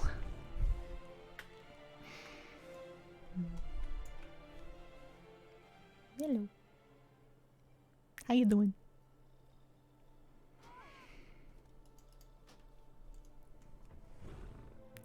I don't think we're gonna make it through all 15 Gul'dan attempts today. They have ducky races, various cities, thousands that float down major rivers. Did they ever lose the duckies? Did they ever lose them to, you know, people that go, my duck? Rate difficulty normal. Hazel stayed up a little late. Hazel is currently embroiled in dog brain. Hazel's learning about different doggies and different doggy rescues and different breeds of doggies and different mixes of doggies and different ways to train doggies and different... Hazel's learning a lot about doggies. Different doggy application processes. Ooh. But she did manage to put it down for long enough to make a news video, so there is that. Thanks to a certain toy, Look Swap Toys, we cleared the raid all is sunny yesterday. Oh, that sounds magical. That sounds so good. I am in Canada, yeah. I'm in Victoria. There are a lot of dog rescues around here. There's a lot of different places to adopt dogs from. There's also rescues that import. One thing that I've discovered after looking around is that a lot of the dogs that are available to adopt around here are imported sort of from other areas where there are more stray dogs, like northern Canada or even like California and Mexico, because people spay and neuter their pets here, and we don't have nearly as many just stray dogs or street dogs that need homes. So there's lots of different sources of doggies per spoodle. It's funny. I was looking at the profiles of some of these puppies, and there was this one dog, and I don't think of myself as a small dog person, but it was a Dachshund or Dachshund. I guess I don't know quite how to pronounce that, but it was a Dachshund with little short wiener looking dogs with the short legs, crossed with a corgi, like a smooth kind of very, not like a fluffy dog. But it was the funniest looking little thing, and it was like, 5 months old and friendly with cats, and it's just the funniest looking little dog. And every picture it was like, who are you? It was very, very funny looking.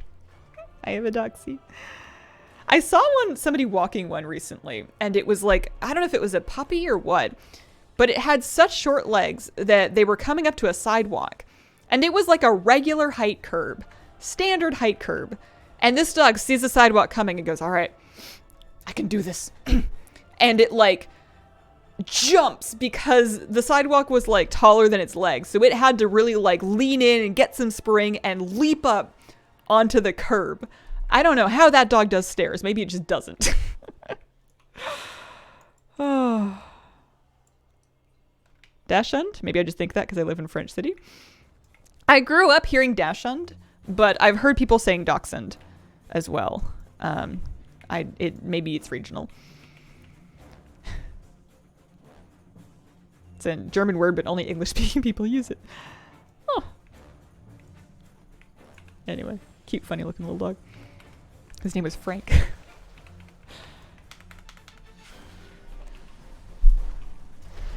Good morning, Hazel and Gul'daniel. Good morning, Punctualis.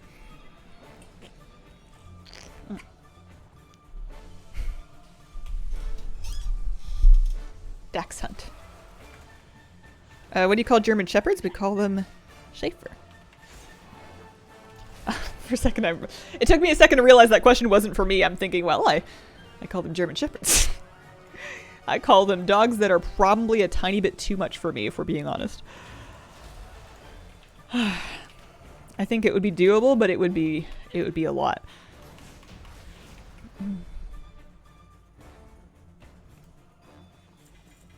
I have such a hard time not just falling in love with every profile I see posted on any dog rescue ever. It's going to be hard if I start getting rejected from them for various reasons because they're looking for a home that suits it better. And I'd be like, but doggy. As long as they find a home somewhere. It doesn't have to be with me. Have the same problem with cat rescues.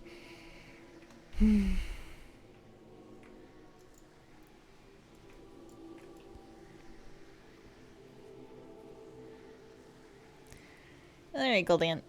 Would you like to drop me a green infernal mount? Because I would be game. Oh, I would be down. My Akita on the bed next to me, laying on her back with her legs up in the air. Tongue sticking out, fast asleep. Add-on to track drops and raids is all the things. Ellie is 8. Grumpy old lady dog. Stares into my neighbor's windows, woofs at what they're doing in their own house. Woof. What's that?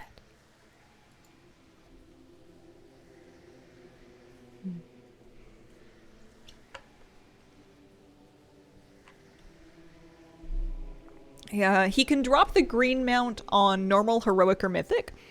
He can drop the red mount on mythic. LFR doesn't drop either of them. I have the red one already. I have the Hellfire Infernal collected from previous runs. So I'm now running him on 3 difficulties per character to try to get the green one.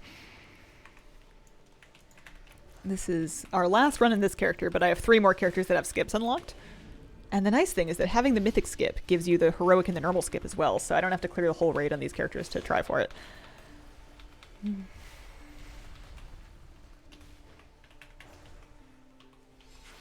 My dog insisting that we go play ball. Play with doggy. Throw the ball.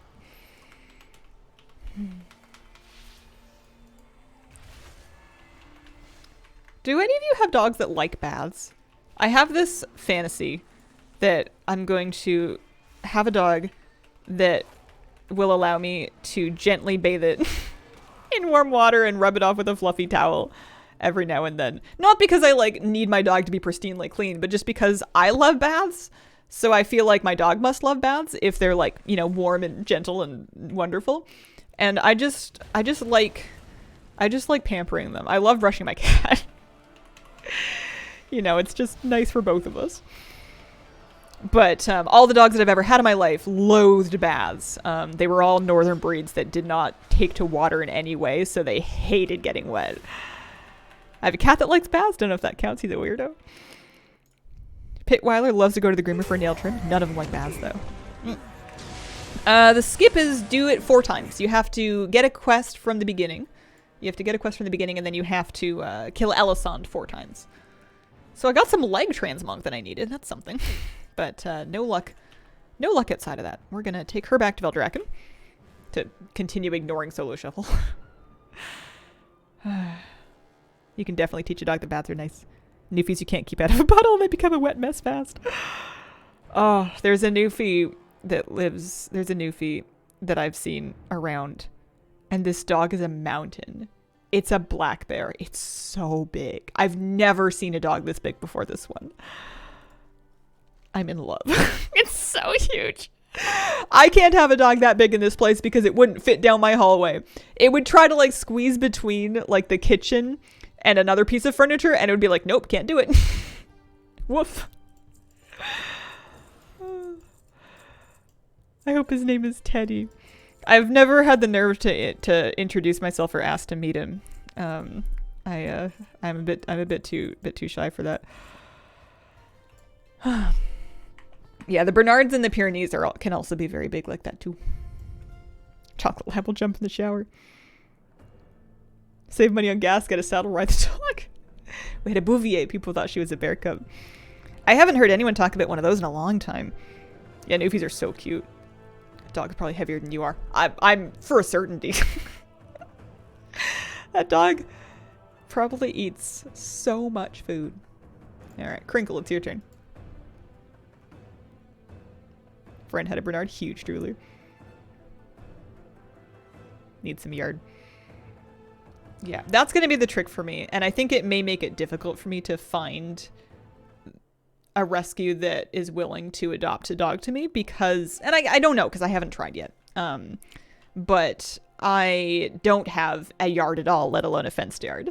I do tons of walks. I do hikes. I go for runs. I want to take the dog on all kinds of adventures. I live close to a variety of dog parks that I would love to go to every day. But I don't have a yard that I can just kind of like let the dog out to like relax in. You know, outside of those exercises, dog needs to be able to hang out with me in here.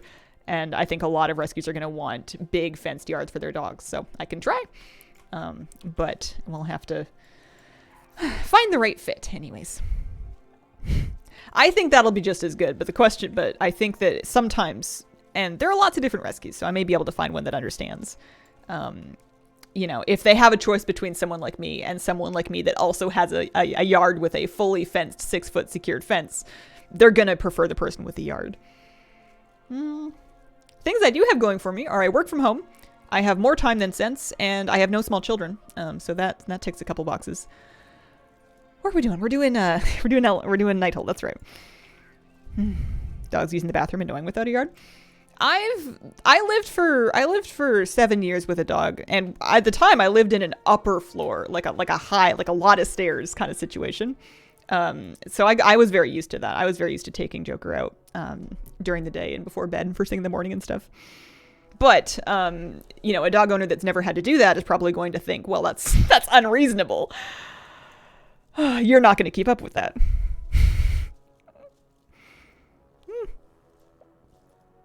You can always get a couch ornament.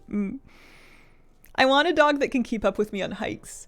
Not that I'm hiking very fast, but I want a dog that I can bring with me, like, on outdoor adventures. And definitely no flat-faced breeds. They just can't breathe enough. You have an entire stream of small children.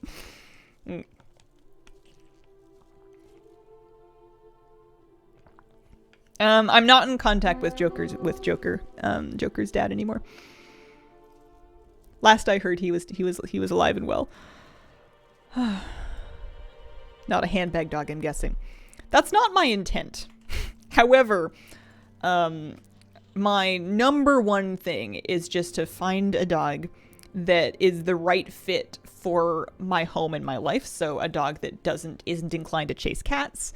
A dog that, you know, fits well with me. So I am less fixated on individual characteristics about, like, size and whatnot, and more about is it going to be the right dog, or at least does it have enough of the right dog that I can work with it for the rest of it, because you certainly have to train the dog. Newpies are handbag dogs, just need a big enough handbag. Let it be a real dog. Yeah, I think that even if I had, like, a teeny tiny little itsy bitsy dog, I would still be out there trying to teach it how to do, like, itsy bitsy dog agility. I have it like do it like training scent work. It's search and rescuing, you know, someone's cat from a 1 block radius, because that's as far as its tiny little legs can take it. Dog and backpack for hikes. Yeah. That's the thing I've discovered about myself, is that looking at photos and profiles of dogs, I will almost never be like, I don't like that dog. You know, they're all cute. They're all dogs. Very difficulty, dungeon difficulty.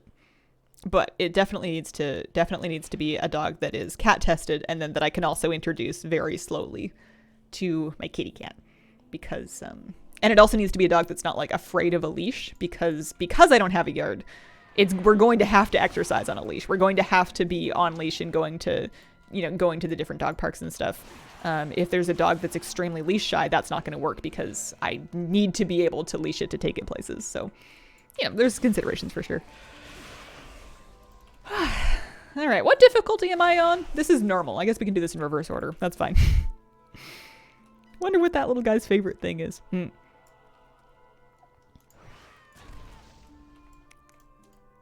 Former boss had 5 dogs, all hunting dogs. The middle child had grown up with a cat, so he would try to smile and purr. Hazel, how far can you throw a tennis ball? Farther with one of the chucker things, but I used to have this weird thing where I didn't want assistants throwing the ball, so I didn't want to use the ball flingers, so I would just try to, like, strong arm pitch the ball to the dogs at the dog park. My dog never really brought it back. He was more interested in chasing the other dogs than he was in bringing back the ball. He didn't have a lot of retrieving instinct in him. But there would be, like, actual retrievers at the park that would just chase the ball all the livelong day.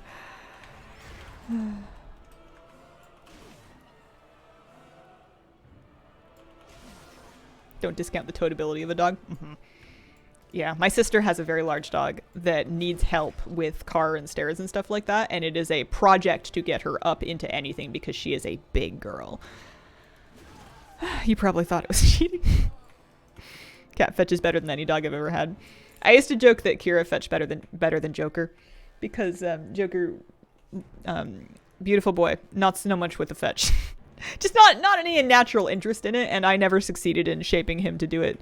I never, like, I would train and work with him, but I didn't have the experience, and I didn't have the consistency, I guess. So I would get him to bring it, like, most of the way back sometimes, but we never got very consistent with it. Whereas Kitty Cat would do it all on her own. Yeah. Was he a loud dog? Did he bark a lot? Joker wasn't a big barker, but he had really crippling separation anxiety. So he would scream. He would scream like he was dying if he got any inkling that anybody was going to leave him. If his dad, who he was very fixated on and bonded with, had to go to work, he would shriek for hours in a way that upset everybody within a 2-block radius. Like it was a very serious case of separation anxiety. So he could be extremely loud.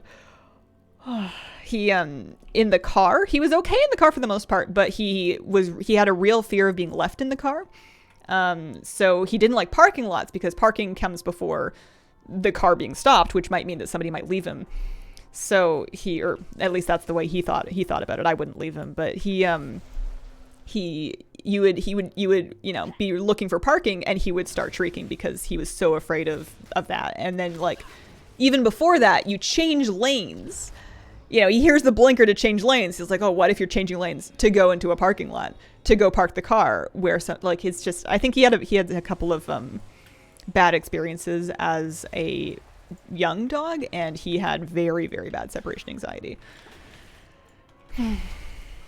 It was tough on the poor guy. Caught a live stream. Welcome.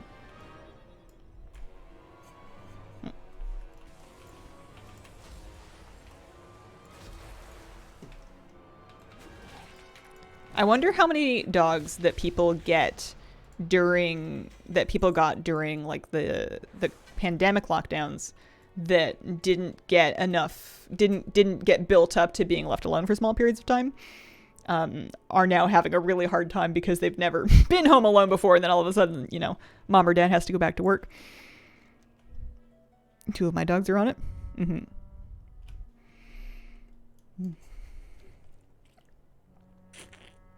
Yeah, Joker's no longer my dog. He stayed with his dad when we divorced.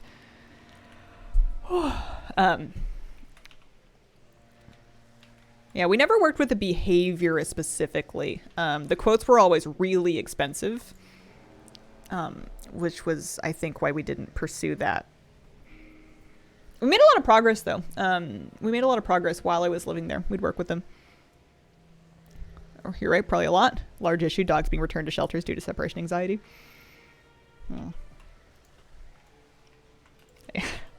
Because of my experience living with that dog, it's not that I feel like a lot of shelter rescues probably are going to have some degree of separation anxiety. I'm sure they're probably afraid of being abandoned because they've been abandoned before. Even if they didn't, like, even if they were, happy puppies and they lived with a foster parent and then they moved to another parent, even that's probably upsetting to them to some degree. So I'm sure that there's no dog that's not going to have any anxiety. But I'm sure if you have the time and the space and the energy to work up slowly, it probably goes better from the beginning, even if you don't need to be going anywhere without the dog, to sensitize it to that very, very carefully. Because that was the thing I found with Joker, was that he would respond well to very slowly being sensitized to his triggers, but everything would completely fall apart if you ever had to actually leave him alone. And sometimes you would have to actually leave him alone, even if it's just for half an hour to go to the store or whatever. Eventually I wouldn't even do that because it was undoing so much progress. But while you're working that progress, you kind of have to not realize the dog's worst fears. And when the dog's worst fears are the person that he's bonded with going to work, and that person has to go to work, it's kind of a problem. Hi. So it's something you can definitely work on, but it's definitely not as easy as just, do the work. It's definitely way up to do, but it's hard. I have the utmost sympathies for anybody that's working with that, because it's a really difficult thing. Hi. Hi. Hi, sweetie. And now you have some separation anxiety. You don't destroy anything, but you are very worried about whether or not I'm home and when I'm coming home. So I don't really go very many places overnight anyway. She does fine if I'm out for the day, although she is definitely very relieved when I come home. But I don't think I'm going to be doing any week-long trips out of country anytime soon. Hi. Which works out, because I didn't really want to do that anyways. You're not the only one with anxiety, huh? Hi. Stay home, have dog. Any amount? Nope, just infernal contract a couple times. I forgot to drum roll.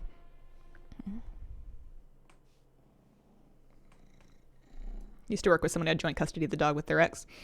It made sense for Joker to stay with my ex because it was his dog first. Joker is very, very closely bonded with him. And I was moving out of country, so it wasn't really a co-parenting situation. I was coming back home to Canada. 3 cats that eat a raw diet don't really go anywhere. I miss Joker though. I have some pictures and video of him that I'll look at when I get sad because I miss my buddy. But sometimes life's hard. And I have a lot of love. I have a lot of love for the cat. I have a lot of love for the people in my life. And I have a lot of love for a future dog one day. Ellie scolds my husband and son when they come home from work.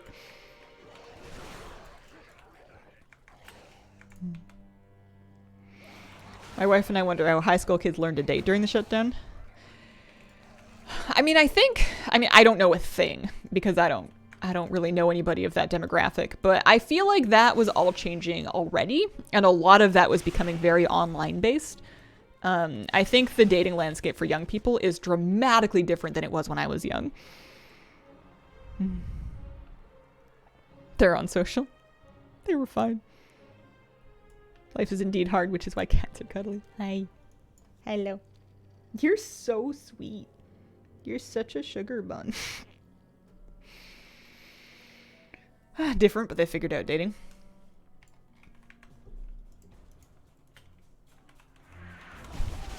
Get why you want to be careful choosing a dog. You're going to be so attached fast.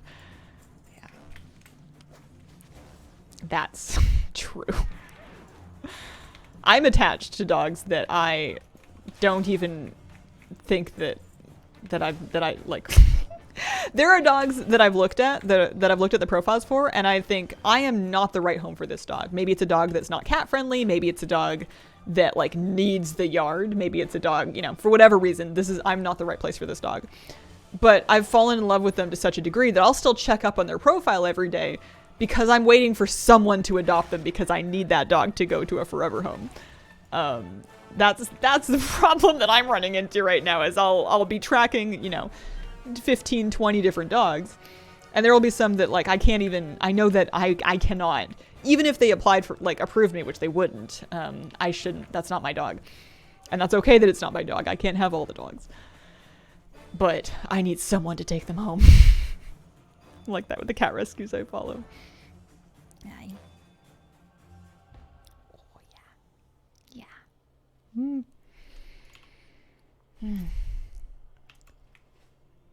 Maybe I should just suck it up and get over my anxieties and see if I can volunteer for an animal rescue.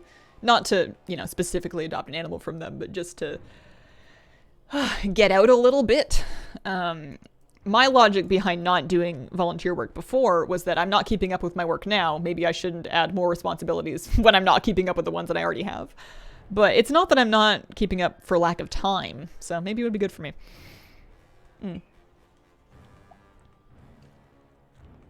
We do that with the cats from our rescue. We feel so very guilty we can't take them all. That's how you get 4 dogs.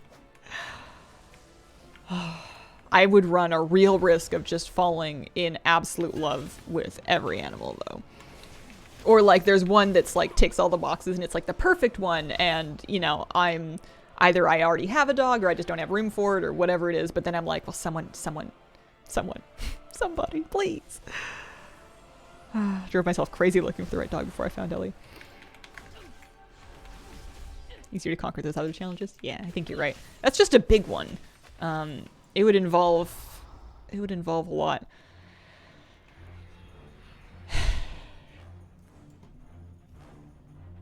I guess I'll see if there's anyone close to me that I wouldn't have to drive to if I could transit there to help out.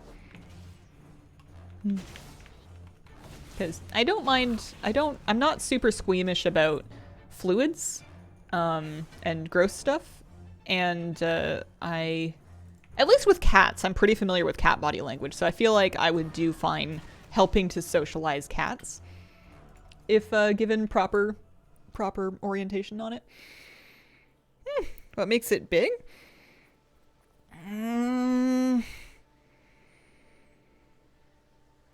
I don't know. Something, you ever think of a thing and your brain's just like, oh dear God.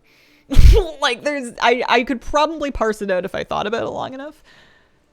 I think it's that not only are there strangers involved that I would need to speak with, but I would need to speak with them in more than just a very cursory capacity. I would need, I don't know.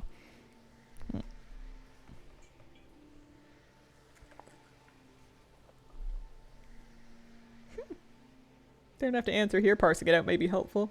Yeah. Yeah, I think the smart thing to do with stuff like that is to figure out what the baby steps are so that you can work on the baby steps, because sometimes the big step's just too big.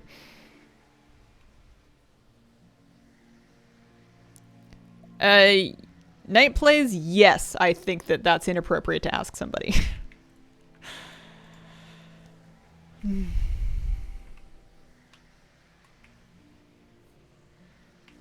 Hubby wanted attention, so he made me coffee. Hazel, hello, how you doing?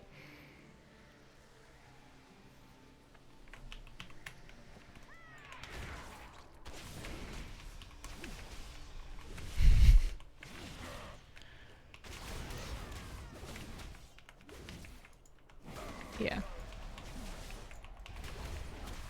I get out of interaction with people that I'm uncomfortable with by saying as few acceptable words as I can get away with, and then shuffling away. And people generally get it because my body language is screaming, I'm uncomfortable. It's not gonna get me invited over for dinner very much, but it does get me out of small talk. Doing solo shuffles, wish me luck, good luck. Got disconnected doing the little daycare race. I've heard of people having trouble with some of those. Yeah, this is heroic. I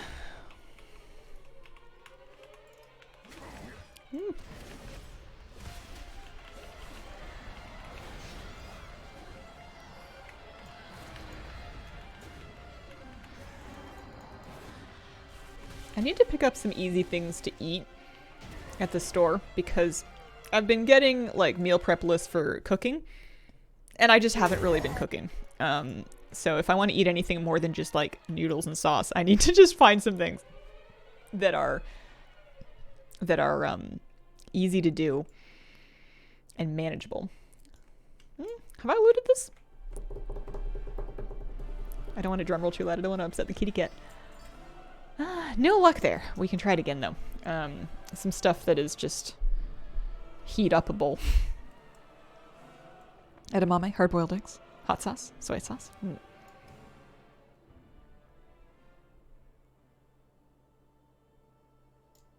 Wanted to make apple pie. Found out there is no instant pie dough, so I passed. There is in North America. I don't know about instant. You still have to bake it in the oven, but in North America, you can just buy like a pre-rolled pie crust. You can even buy them already on metal pie plates, and then you can like mix up your filling, or if you really want, you can take filling out of a can. Apple pie is an excellent baking project for any baker, though. It is delicious, and it is fairly inexpensive to go about relative to some other projects, and it is, I think, more forgiving than a lot of them, too. Add a drop of water, poof, instant crust. There was some powder, but it was like $10. Have you asked the Pillsbury Doughboy about that idea? Yeah. I haven't bought a Pillsbury crust. I'm too cheap. I'm too cheap to buy them.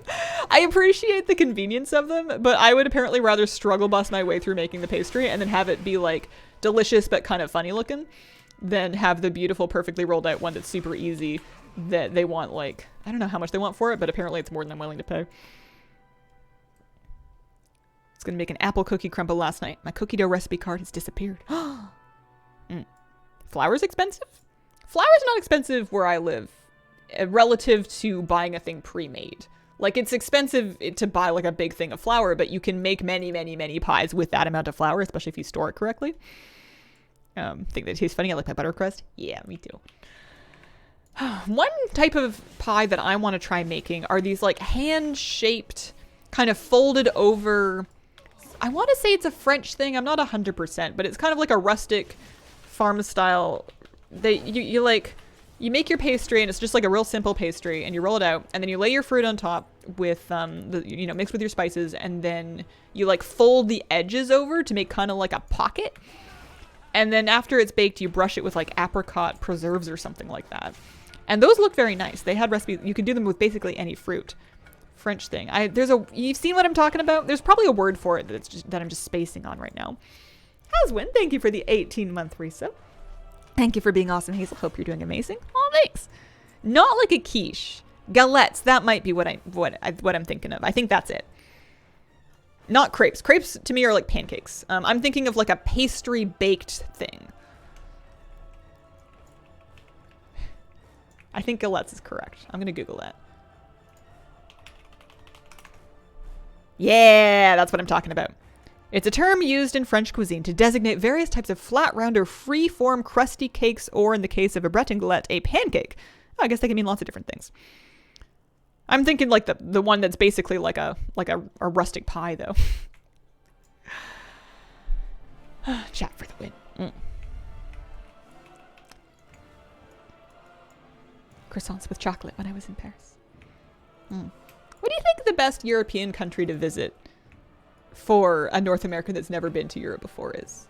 And then follow-up question, which one do you think I would enjoy the most? I don't think I don't know if I'm never going, but I don't have any plans to go. But I've often kind of wondered if I had the time and the budget and the inclination to go to Europe, because people do that. I don't know what they do there. That's the thing that confuses me about vacations. You go places and then you like eat food and then you see things, but you can eat food and see things at home. I guess you eat different food and see different things. But I wonder if, like, which country would be best suited to me having a nice time. I don't know. I'm not a very good tourist. Oh, that's a lot of different answers. Germany, UK, Italy, England, Germany, Scandinavia, Germany. I feel like we've got a lot of German viewers in here. You guys might be biased. I'm sure it's beautiful.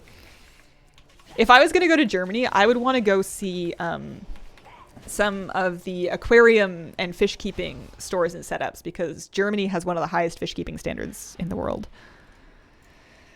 Bias says Norway. I think you'd enjoy Italy a lot.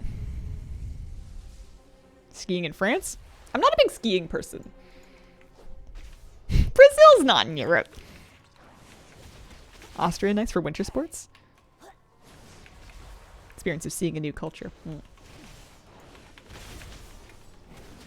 Yeah, I love outdoorsy stuff and hiking, but I also have that here.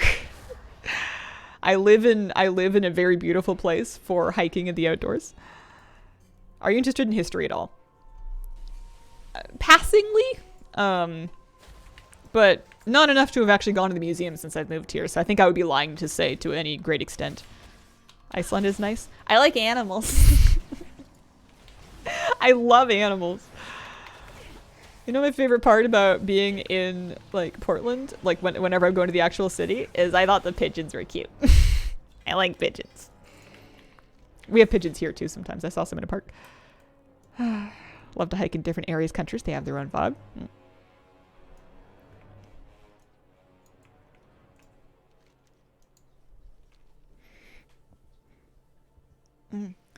Yeah, I am a bit socially anxious, although I feel like, and maybe this is totally nonsense, but I feel like I would have a better time making small talk or having a short conversation with somebody in a different country like that, because I would have, you know, more, I guess, to casually offer, you know, like if and I'm sure not everybody would be curious, but if you're just kind of like, you know, chatting with a shopkeeper while you buy something, and they're like, oh, where's your accent from? And I say Canada, you know, maybe they want to know about moose. Maybe they don't. Maybe that's prejudiced, but I feel like I would have, just by virtue of being out of country, I might have like more interesting, I don't know, information available to somebody than around here where, you know, there's nothing interesting about me at all. I think you would legit love Northern England. Small towns, no language barrier. Everyone's so friendly.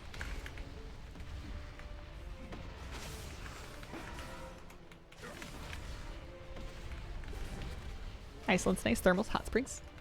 I say I'm from Alaska. They ask if I live in an igloo. Are you telling me that you don't live in an igloo? Where does your polar bear sleep?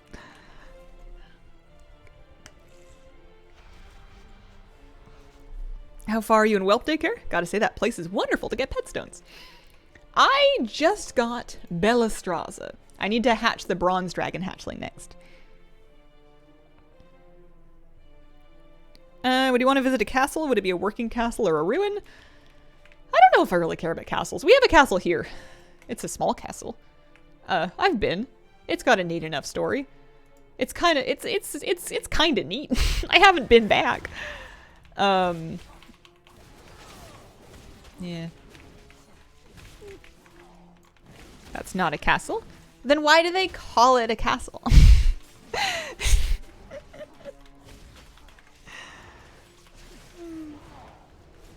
Like exploring new towns and places.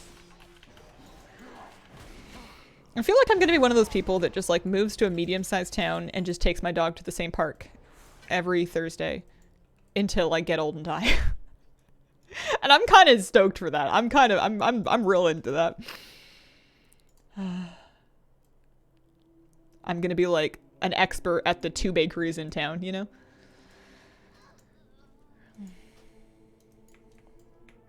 So that was mythic. I need to check my lockout. I think I may have done 3 on that character.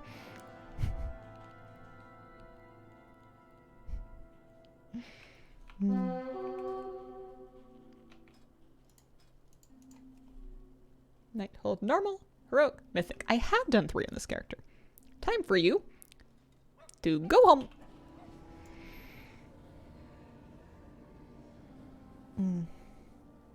But yeah, I think I'm a poor candidate for a tourist because I could take or leave most things. I would love to go along on a trip that somebody else has planned that sounds vaguely neat, where I can just tag along to pre-existing activities that are hopefully not super crammed so that I'm not like exhausted. I mean, I'll be exhausted, but not like overwhelmed exhausted.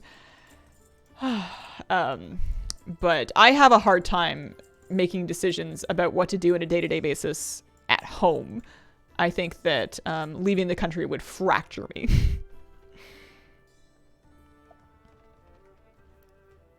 Can you set up somewhere we can plan holidays for you? No, I need someone to physically take me. 100% plan the trip with my friend because I'm the planner. She's not.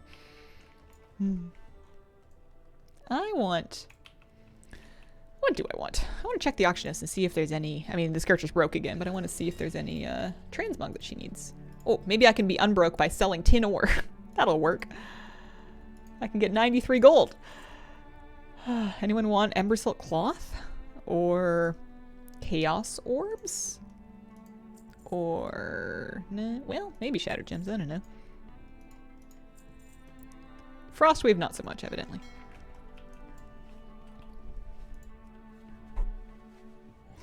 People supposedly do want Chaos Orbs, but the last time I posted them, like a couple days ago, they didn't sell at all. I know people use them, but I've been having trouble moving them. I want to find armor, uncollected, usable. Filter by price, 10 gold. Yes, please. 50 gold. Okay. Works for me. 100 gold? All right. 200 gold.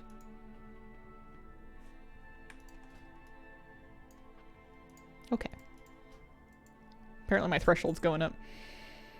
250 gold. Yeah. I'll stop for now, though.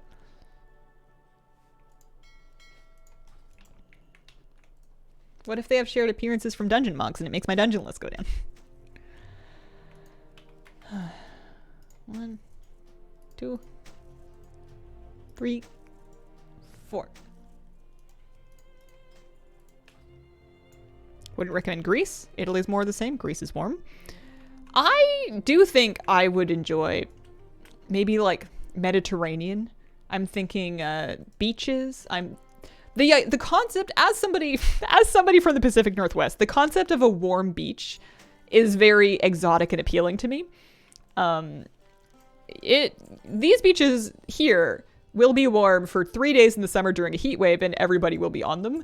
And even then, the water's gonna be freezing. So the Mediterranean sounds, and also, you know, places like Hawaii or Mexico or whatnot, they all sound very exotic because imagine not being freezing on the beach, you know? All right, we've done 1, 2, 3, ink C string, 4.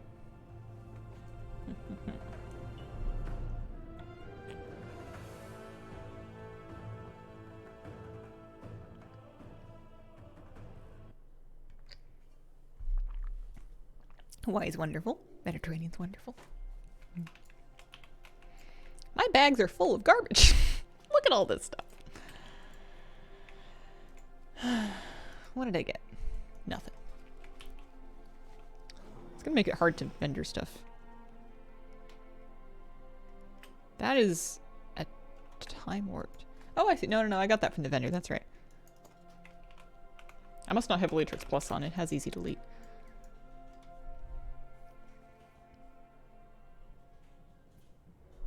I climbed the Olympus in 40 Celsius? Oh, that's too hot to be doing much of anything. Greece is nice if you're into ancient history. Mm.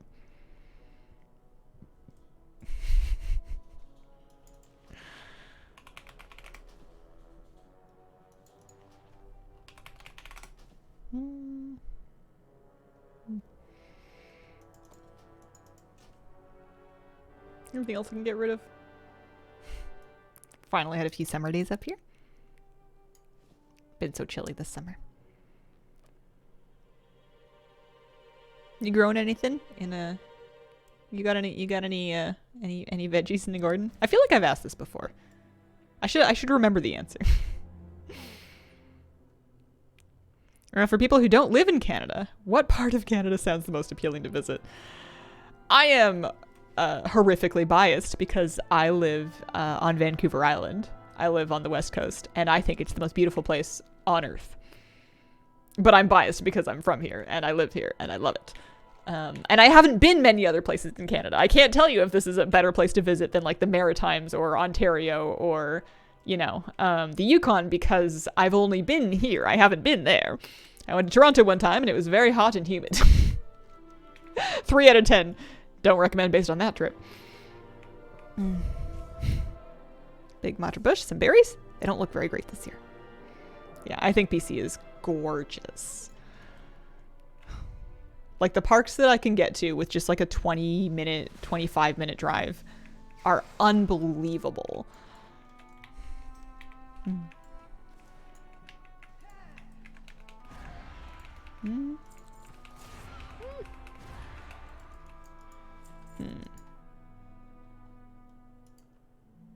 One second.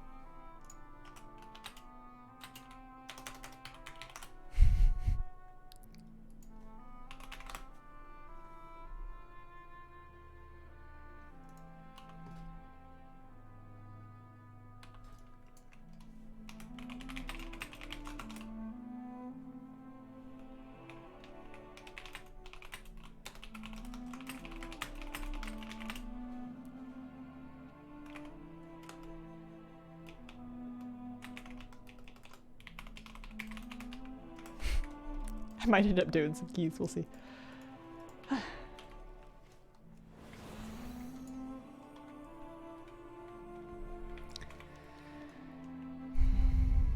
If you want spectacular scenery and the odd bear in your trees, go to Banff. Everyone thinks the place I grew up is the greatest place. I think Newfoundland's my favorite. Is there a redneck part to Canada? There are rural areas where the culture will be different than the urban areas. I don't know if it's like there's stereotypes placed that more in the prairies, kind of like Alberta, Saskatchewan, but I think that you're going to get that anywhere in Canada, the farther away out you get from urban centers. What desktop setup are you running on? I have a computer. I have a desk, Two monitors.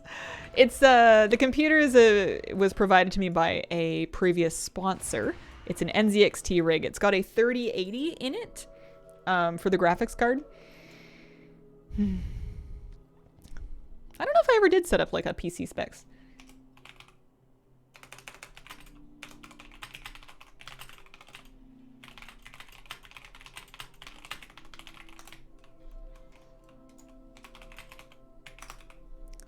Alright, we're gonna do one in Mythic. I think Mythic's actually faster because you don't have to Gul'dan's a little bit easier.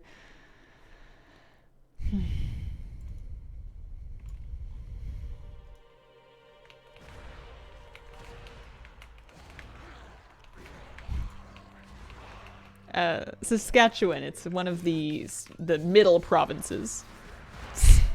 East of Alberta and west of Manitoba, unless I'm horrifically ruining my Canadian geography. Alright.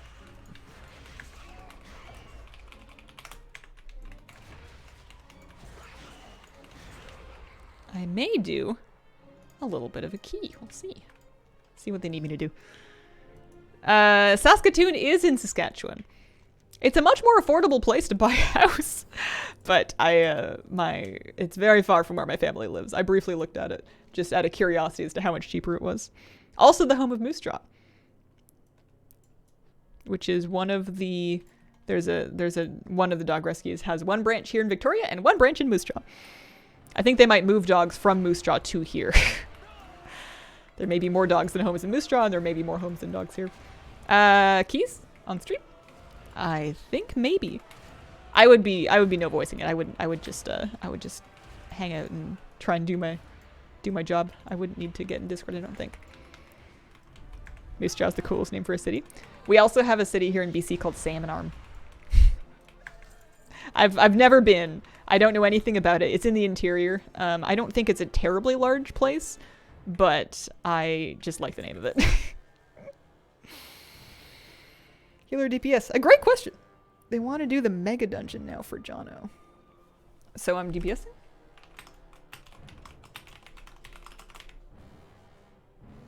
I might DPS the mega dungeon.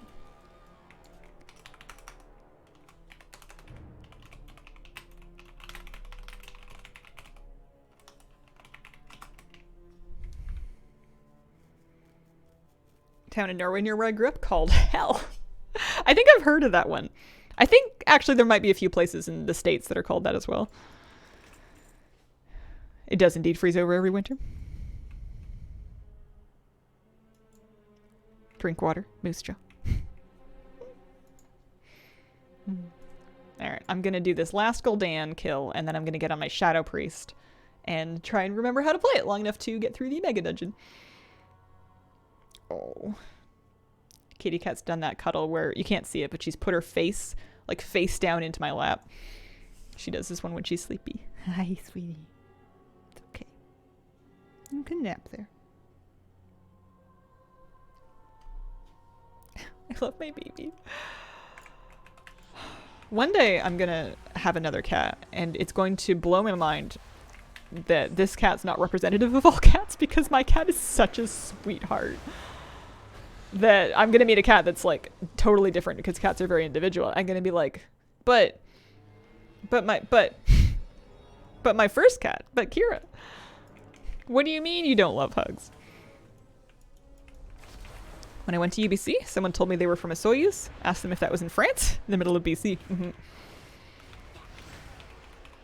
I feel like a lot of my knowledge or just recognition of names of interior BC towns comes from being a kid watching the weather report where they kind of like go all over BC and they're like, well, it's going to be this warm in Kelowna and it's going to be this warm in Penticton and it's going to be this warm in, you know, Victoria and it's going to be this warm in Nanaimo and it's going to be this warm in, what was another one that you would get? The Kootenays.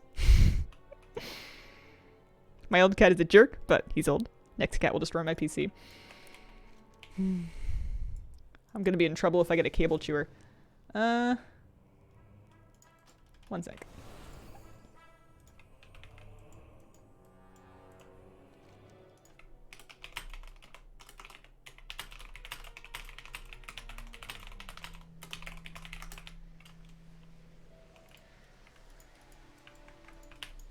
Oh, I can just pull them.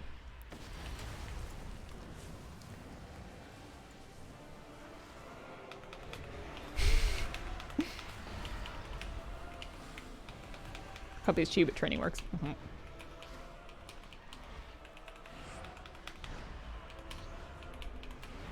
One cat that has the personality of a dog, another one that hates everyone, only accepts pets from feet with socks.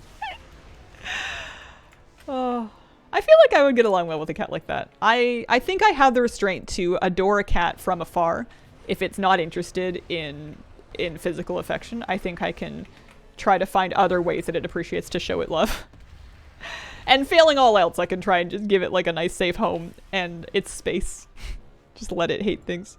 You know how some people are just like always cranky and you kind of get the feeling that they like being cranky? Maybe that's also the case for some cats. Maybe there are some cats that just really enjoy being grumpy. So the best thing that you can do for them is just kind of take care of all of their needs and love them very much from a distance and just kind of give them their space to be grumpy. Oddly enough, all of our shelter cats were cable chewers. None of the others were. The rest of BC is beyond hope.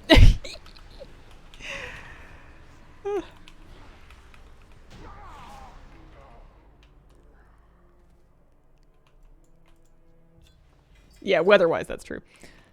Victoria and Vancouver are usually some version of pretty standard issue human compatible weather, and then the rest of Canada is some version of how cold do you think it's going to get this year? Records broken when so-and-so. This place has never been this hot before, and now it's on fire. I'm going home.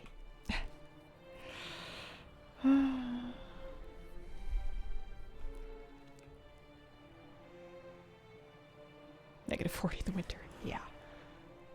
I've seen some winters, but I haven't ever seen harsh winters. If I ever lived in a place that had really harsh winters, it would be an adjustment for me. I'm sure it would be possible, but I would probably miss the cushy tropical upbringing that I've enjoyed so far. All right, Allison, it's Mega Dungeon time. Heroes Never Die. Thank you for the 3-month resub. Thanks for the add-ons and raid guides, Hazel. Love your stuff. Thank you. You have enough coats? I do have a great deal of satisfaction that I can get from layering. I love figuring out my favorite things to wear. So we're gonna switch into like a keys build. I'm gonna make sure I'm wearing... Do I want to wear my... I might just wear my flowstone. I might not worry about my spear fragment.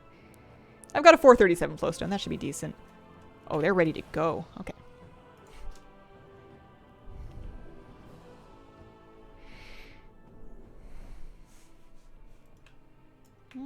I haven't played Shadow Priest in a hot minute. Don't judge me. Damage done. Also, we don't have an Ogden in this group, but Philodin. Philodin cranks. Philodin pumps. Philodin is, not somebody that you want to compete with. Aw. Thanks. Thanks for the hype chat. Hazel Vods and info. FTW. Dungeon run on Streve and Chest for Shadow Priest. It's the magic day. It's time.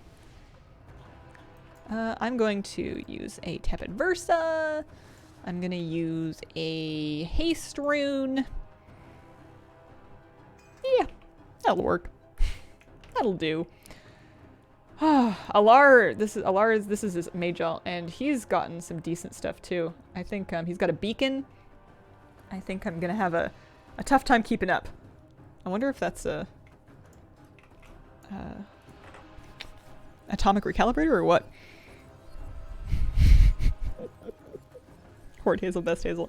I adore this priest. I just love being an undead. Whoa, whoa, whoa, okay. I have my food buff, we're fine. Deathless, question mark? Yeah! Is Jono here?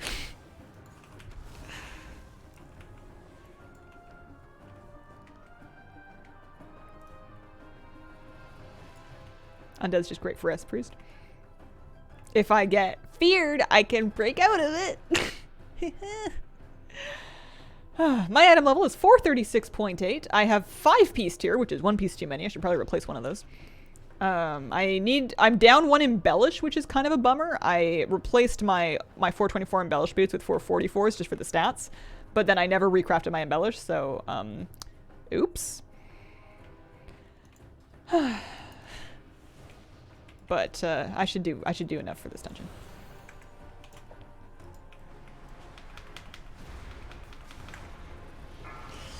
It's always hard for me to decide how many cooldowns I want to pop because my instinct is yes. You know, I like going in with everything I got from the get-go.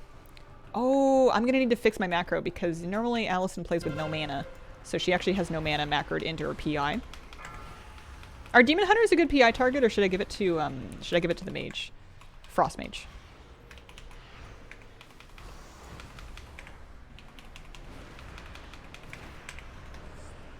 Mage.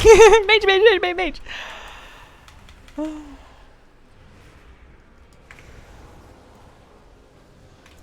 Beware. Owie. I didn't move very fast. Yeah, I need to just fix that with like a mouse over PI button or something. Or I'll just chuck a Lars name into it. Beware. Because right now I'm PIing nobody, which is a good way to compete on the meters. If you're trying to just like play the zero-sum game and be like the Grinch and be not a team player and generally be the worst, then sure, don't PI anybody. Keep it all to yourself. You'll look great.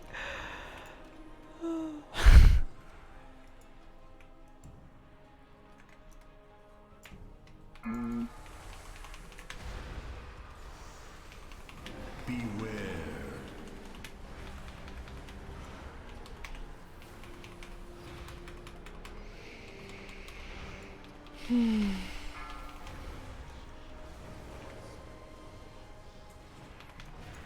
Beware.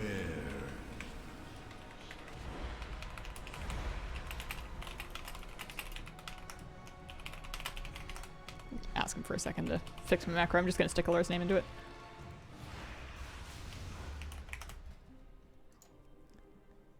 PI/cast at how do you spell that? L-A-R.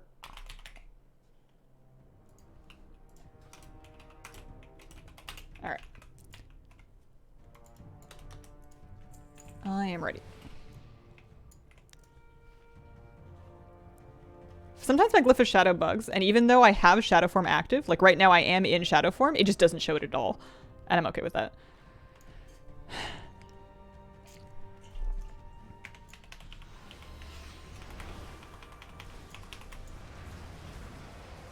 Beware.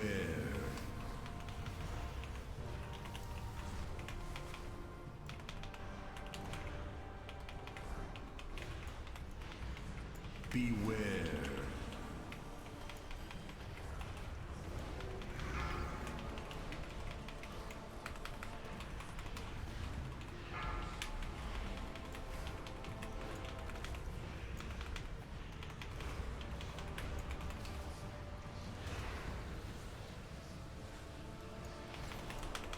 Losing. Beware.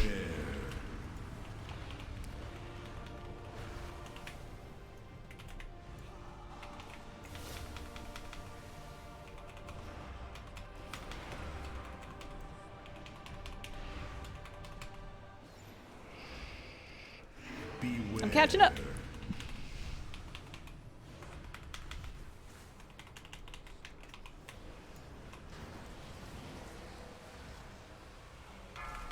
It's not about winning or losing, it's about having fun, right? She says, in 3rd place. Nah, those are perfectly fine numbers. Haste mastery. The problem is I don't know.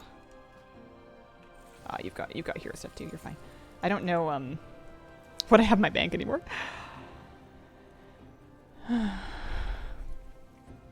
Future. Hi everyone. Hello.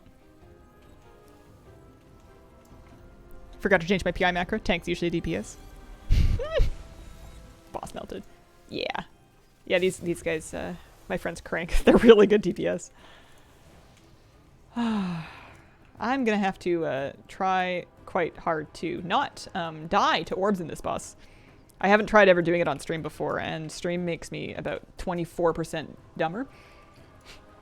Or at least less able to dodge spatial hazards. What is it? What is the thing that Skarn says? Let's see how you are able to adapt to new hazards. That's me, and I can't. Is there a tank up there? Sure.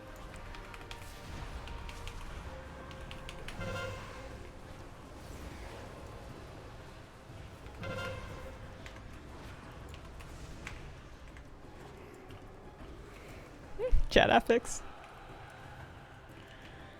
What do you put in watermelon? Nothing. If I'm gonna eat watermelon, I'm just gonna straight up eat it.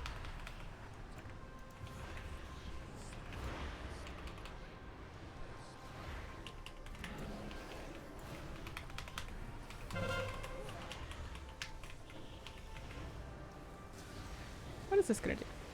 Owie. Pain! Chili powder good in watermelon, I'm told. Oh.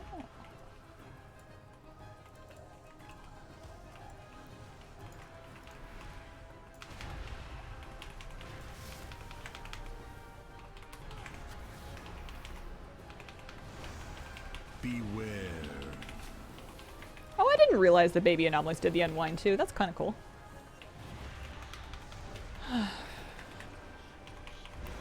I think I've healed, oops, and DPS this dungeon in approximately equal amounts. I think sounds true. So I can't even complain that, oh, I don't DPS it enough. I do. Doing anything to fruit other than eating it should be outlawed. There are some fruit that I will sprinkle a little bit of sugar on. Strawberries come to mind, especially if they're a bit underripe. I'll slice them up and then have them with a bit of sugar. I feel like sometimes it's called macerating.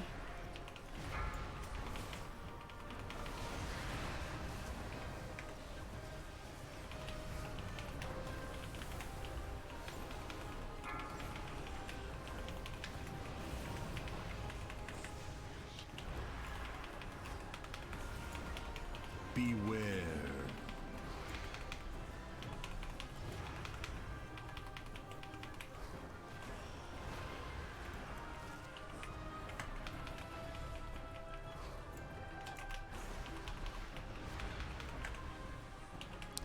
One trouble that I have sometimes on my Shadow Priest is I've never really properly sat down and read my talents.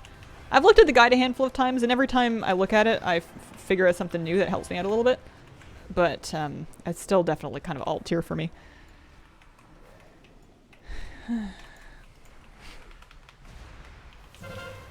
Mexico? Tajin on mango. Oh, I love mango. I didn't know that I loved mango until I was like 26. I just hadn't been exposed to it a lot. And then I had some fresh mango, and it was so good. And now I buy frozen mango, and I make mango ginger smoothies. Chili powder and lime?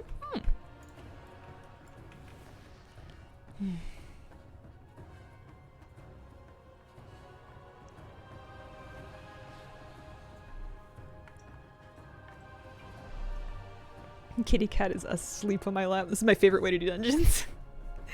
Alright, kitty. When she's really flat, she fits right under the desk, too. Yeah, we do tend to circle back to food. You guys are gonna make me hungry. I'm only on the second boss of this mega dungeon. Okay.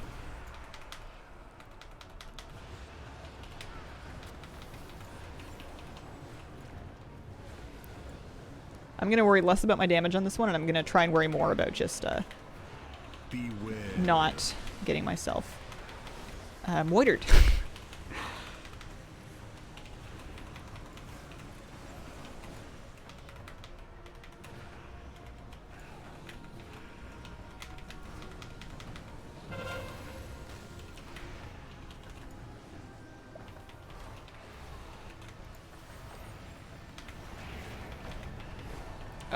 I wonder if my MD hit that one or if it just timed out. Beware. What? Where's my tank?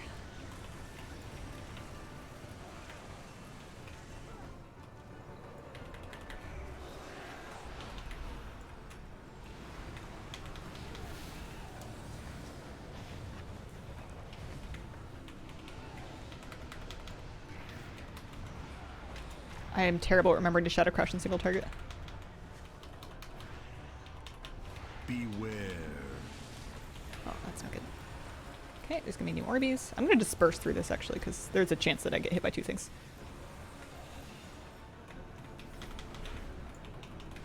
Save a little bit of healing. This fight's horrific to heal. My poor paladin.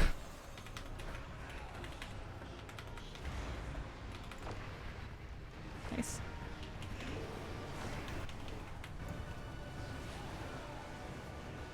I'm doing no damage! I'm sitting here pulling like 68k, these guys at like 90. You know what though? I am helping by not dying. There we go, it's okay, it's fine. Oh, I got transmog. It's indestructible. Wow.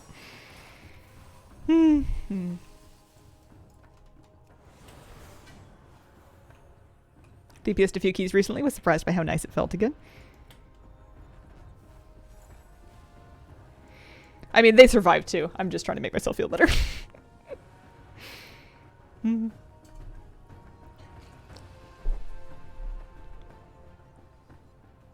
Only move between slices if I absolutely have to. The first week I was chasing the slices around, and then I gave up on that in a real hurry. Oh, my relationship with Sword Army is now future friend. I guess you do get Sword Army rep for doing this. It's kind of funny doing it on my ult. Beware.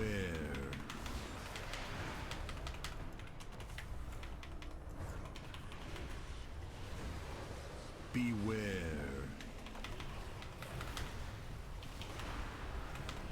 I like the amount of off healing that you're able to offer as a Shadow Priest with your VE, and then I'll try and use like my Desperate Prayer, and I'll try and use my, I guess it's not healing, but you know, I'll try and use my Fade Prevention, and I try and, if I have down globals and I don't think I can do damage in them, I'll just chuck a shield on myself for like a little movement speed, and then I'll just have the absorb. Anything that can make me a little tankier.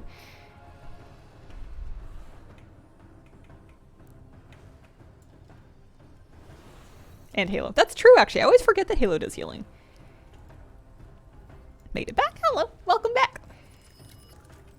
I'm doing a little alt mega dungeon run with my friends.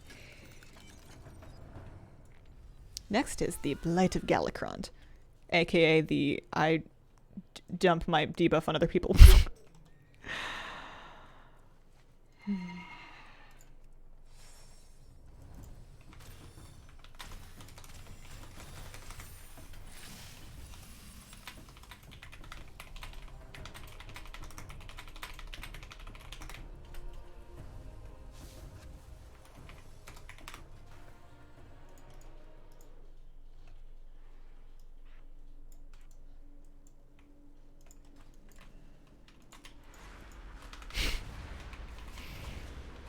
Pop Halo a lot in raid.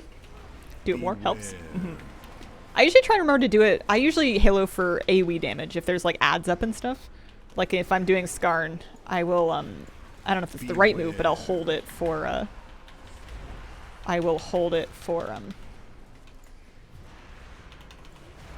Beware. golems, you know, so you can like hit like a couple of ads with it. But I haven't DPS'd Abris a ton recently. Some. A little bit, here and there. Gives the healers a couple more seconds. Beware.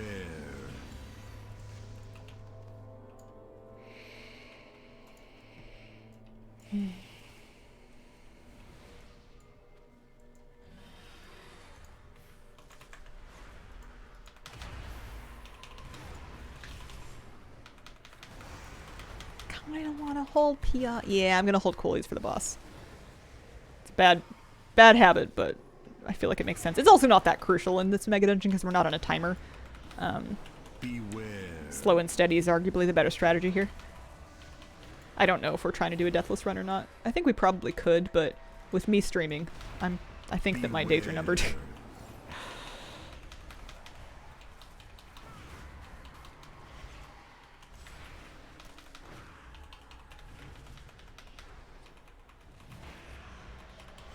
Believe in you. Beware. Yeah. Morchi is usually the big death. Funnily enough, actually, we survived Morchi and we survived last week on our mains. We had one death in the whole instance, and it was on a boss. It was on tier, actually.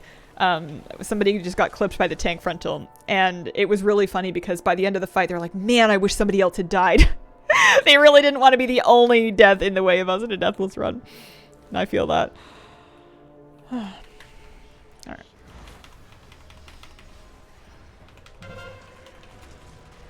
Oh, it's on me. Oh no. Oh no. Here, you take it. Beware. I have a real habit of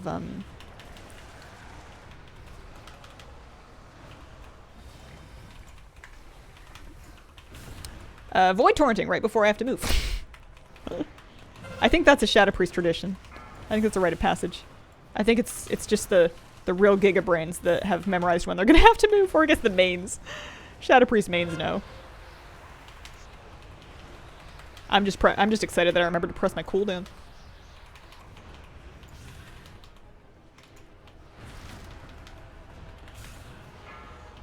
Beware.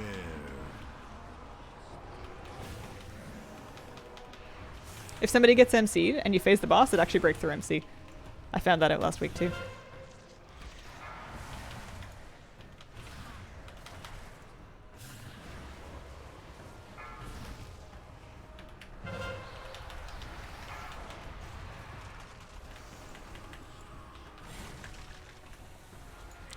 Did I just miss both of them? I sure did.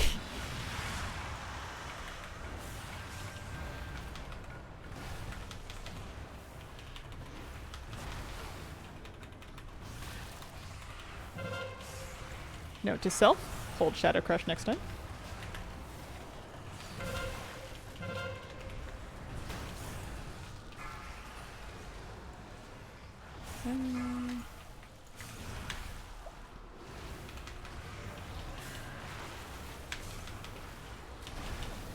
Help!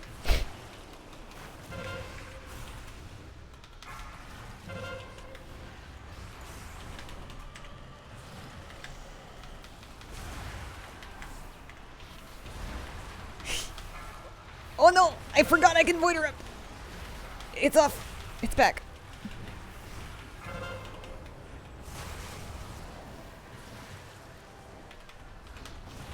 Beware.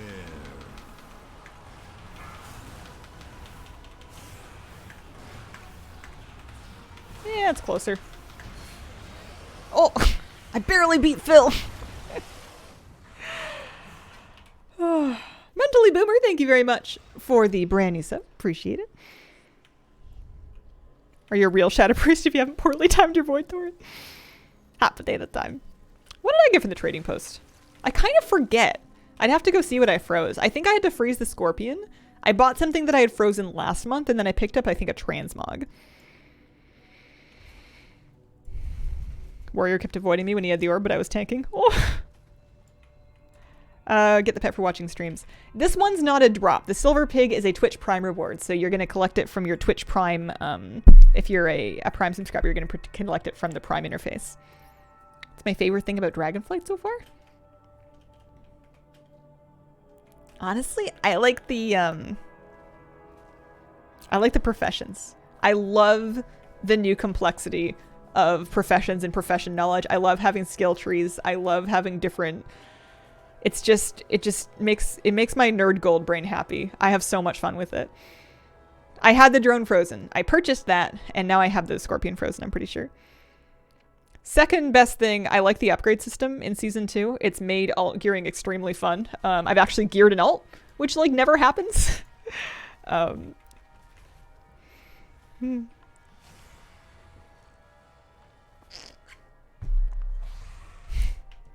Scorpion will rock you like a hurricane. I am familiar with the basic form of the lyric, but I don't get why it's the Scorpion.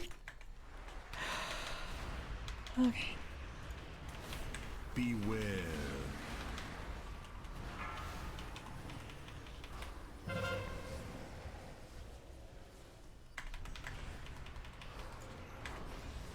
It's a song by the Scorpions. Oh, I did not know that. That's where you're getting that from.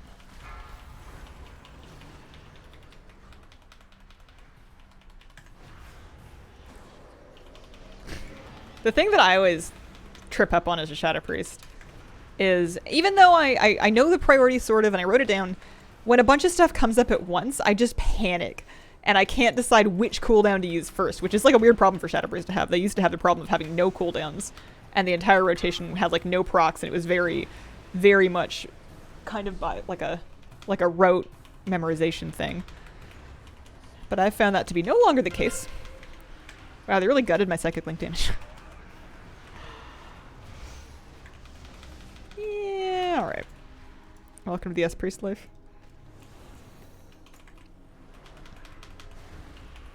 Beware.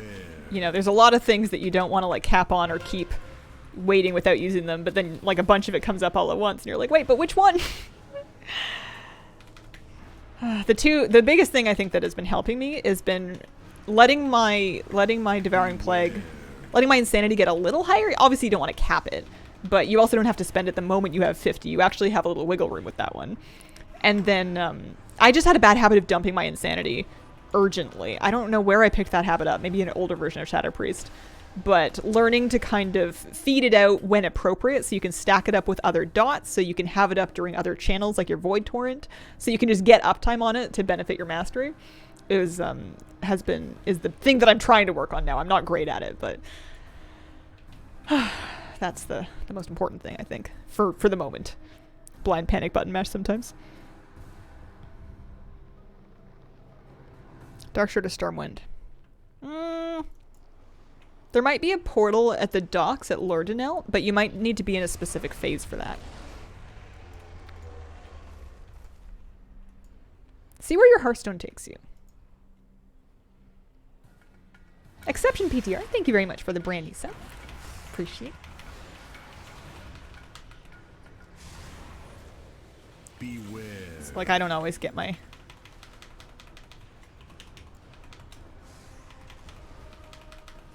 Beware.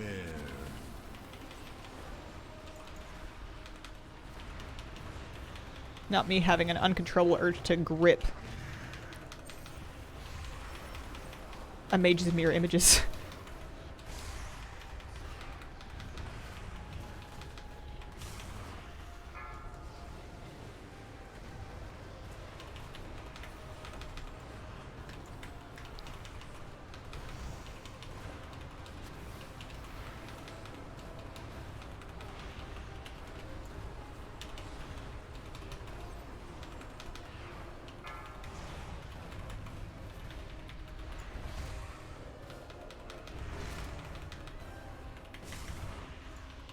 Beware.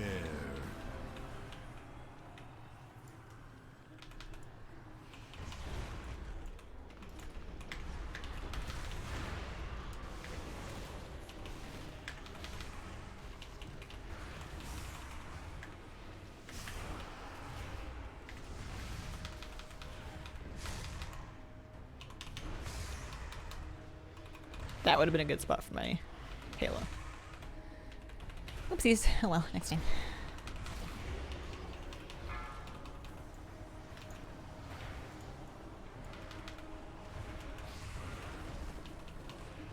Beware.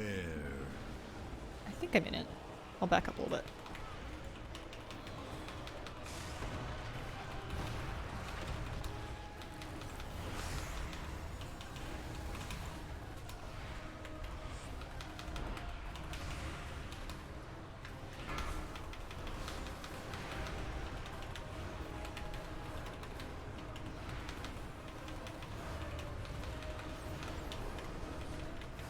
This is a fun fight.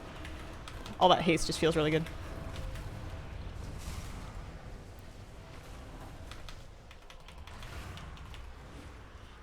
Beware. I think I could also really work on not missing void bolts. Would be good.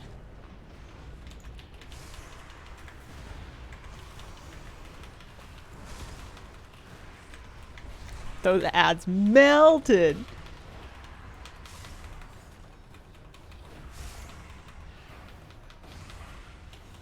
funny. Should be about to phase.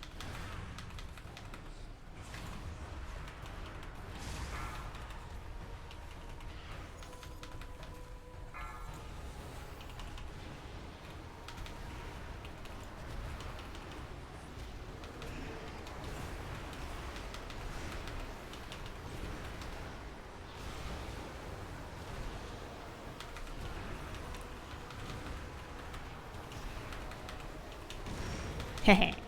Easy.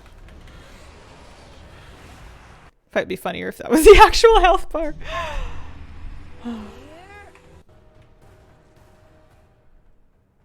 Where's the post about the August trading post? I need to play my transmog the week ahead. Yeah, I think the fights in this dungeon are really cool. I think the environments look really stunning and neat at first, but get like a tiny bit hollow feeling later on.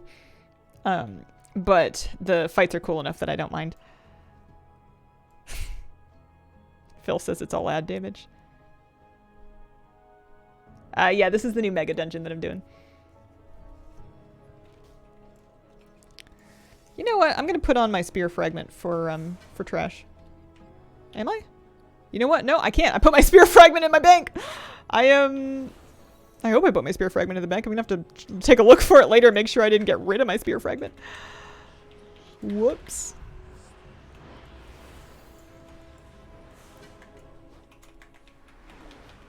I think it's just all of the porting around that makes it feel non-continuous to me.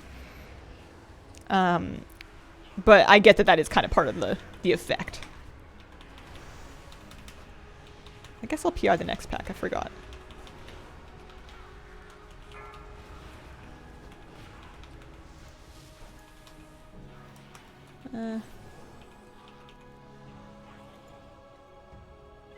Haste versus indestructible, but with a socket.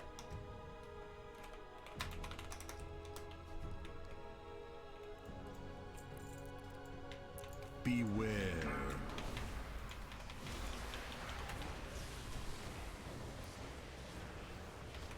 As much as I hate Morty, the fights are pretty cool. I think Morty just needs, and maybe she's gotten them already and I'm just out of touch, but I think she just needs some pretty straightforward adjustments. Beware. I just want there to be time traps available when I need them, you know? Alternatively, I probably need to use, I spec'd into like the tentacle root thing once and did okay with that. What was it called? There's like a, yeah, void tendrils. I like took a point at a something to put it into void tendrils. Beware. So that I could root the ad to buy time. Beware. Beware. Because that's a fight where the execution's really important, but even, oops, even, oh, John, I'm so sorry. Beware. Rip.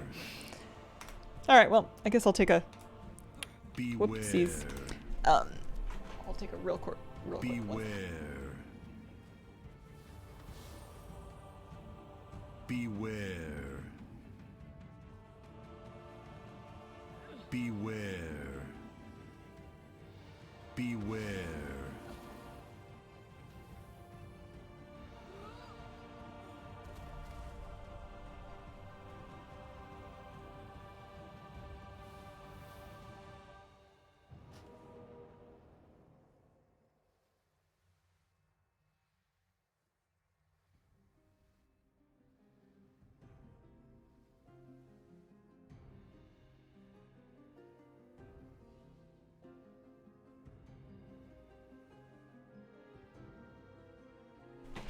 Nothing happened. Well, now pressure's off for Deathless.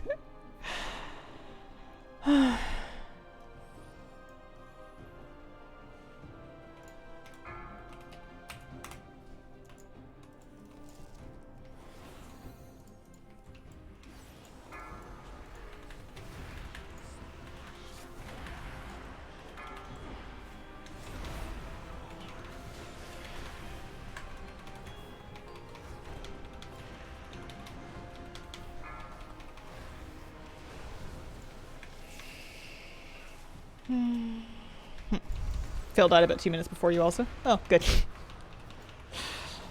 Yeah, he said something about being dead, but I didn't see him dead, so I guess I didn't believe it. Or just too much going on. Do I still have my sippy cup? My water bottle now functions as my sippy cup. It's got like a straw lid, so if I knock it over, it will make a big loud banging sound, but it won't actually spill copious amounts of liquids.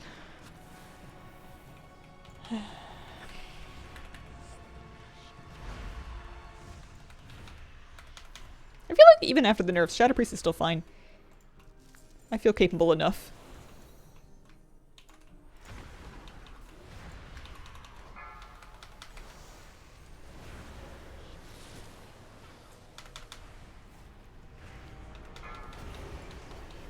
It is still fun. Mm. It just never feels good to get nerfed. That's why I try not to know when I've been nerfed. I find, generally speaking, I'm much happier if I just don't know. Because then, even if I'm like, oh man, I'm not healing as much or doing as much damage, I'll be like, well, you should try harder. And then I try harder, and then I heal more or do more damage.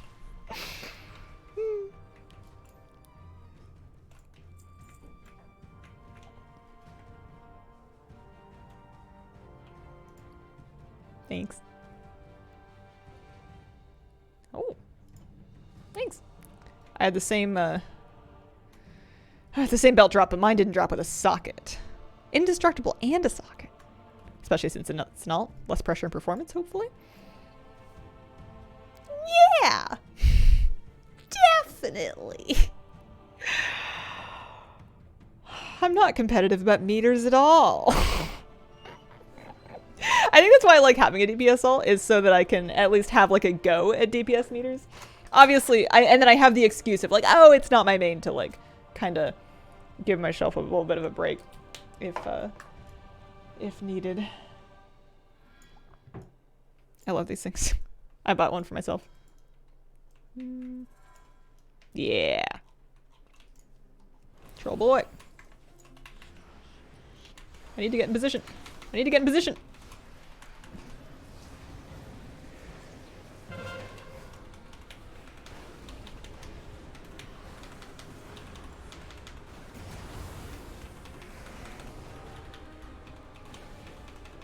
Beware. Oh, I didn't make it. I'll make it next time, I promise. I swearsies. Beware.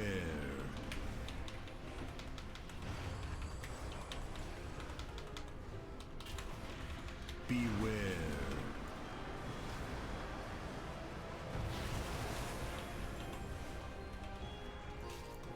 I'm a little nervous. Okay, it's outstone time. This might be the first time we've ever actually had a clean floor. We never have a clean floor doing this. What? Dude.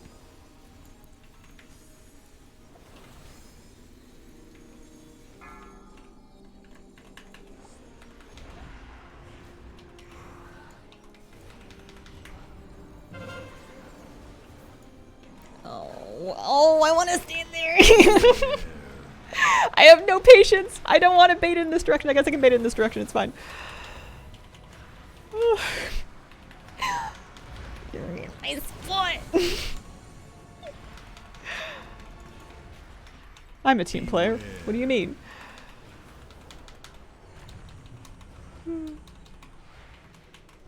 We worked it out.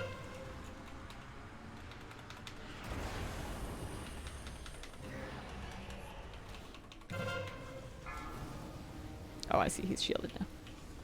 Okay.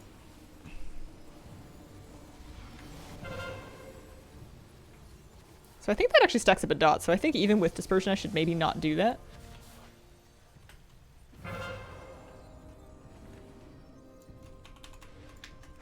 This should be our last cycle, though.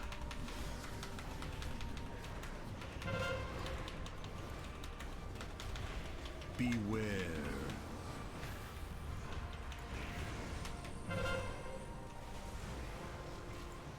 Beware.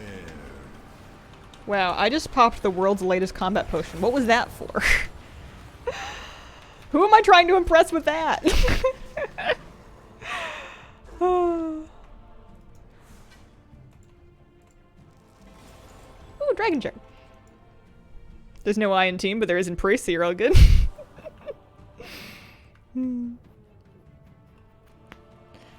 Alright, time to let other people do this awful thing because I am... Oh, there's trash first. I'm incapable. I'm impressed, I think. I forgot to get in the last sec. That was pretty messy. It was fine though. We made it. I already forget what I did. Who's after this? Is it Morchi time? Morchi. Yeah, Morchi, Battlefield, then Deus. Yeah, the running gauntlet's next. I'll try it. I just have no delusions that I'm going to be the one to I'm not going to be the one to Beware. Oh, Halo does a decent chunk of group healing. I never noticed that before. I suck at the gauntlet so bad. Oh yeah, no, I'll try it. I just it's hard and I'm bad at it.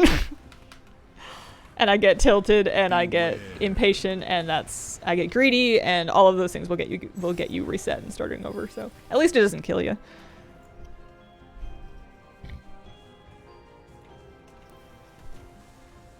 Oh yeah, you gotta wait. You get the speed buff. Raid analyst spent 2 hours. A raid analyst. Fancy.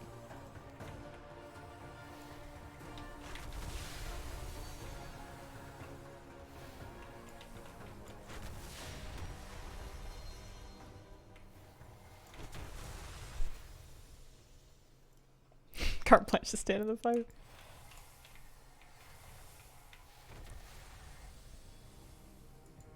Just tell me when someone's done it so I can move on with my life. That's fun. Yeah. I'm having a great time.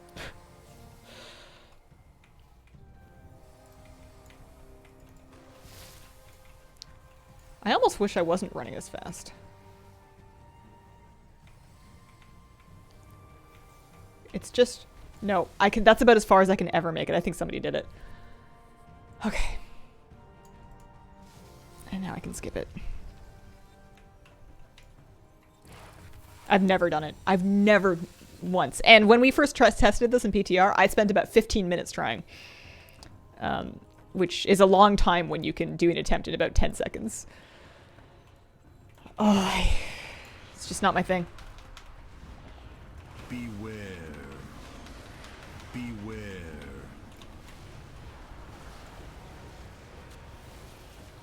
Beware.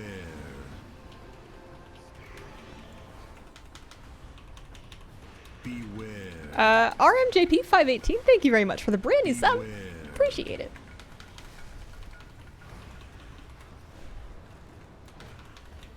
Beware.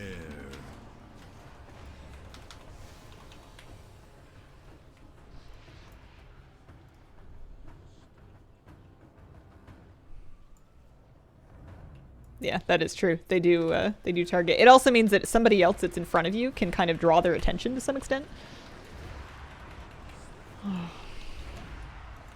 Beware.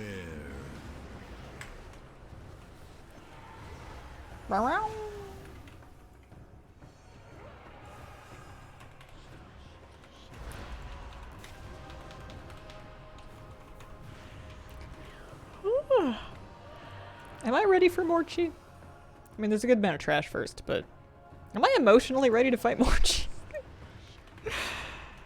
Run into stuff that was aimed at the other people. I run into anything. I just... I think I'm being willfully obtuse about it.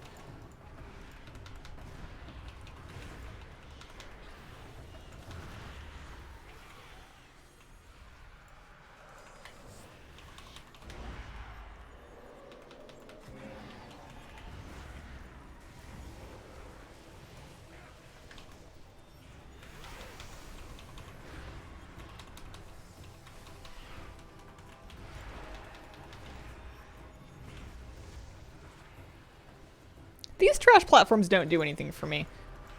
You'd think that the sand clearing teleporting mechanics would make me think this is cool. And I just get vaguely annoyed. I don't know what it is about it. It's just not fun for me. It's just like a big old pile of trash that looks like before you pulled Zul in that one raid.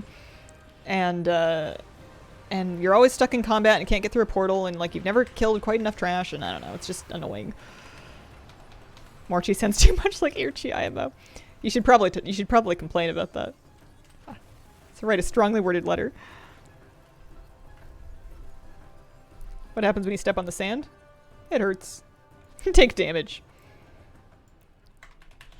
And then you kill these rift mages, and they drop. You can walk into one of these portals, and it'll port you to the one on the other side of the line, which sounds like it would be super useful, and I guess it is. But like, you can also you've already cleared a path by the time you get that thing, and I believe you have to kill the rift mages before you can go through any of these portals, or at least that's the way it's been seeming for us. Sourville, thank you for the 13-month resub. Oh, battery low. I might need to change my headphones because I might actually need some sound keys for this. I'm gonna do that while we're doing trash still.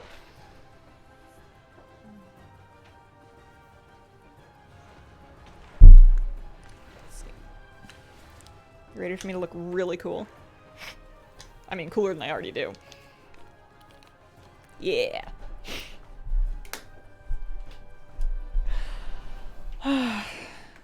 DJ Nutty in the house.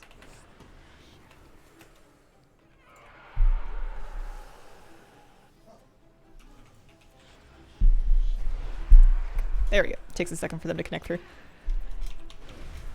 Seems like this would not translate well. This part? I don't know. I mean, we're gonna find out. It's gonna be Mythic Plus for Season 3.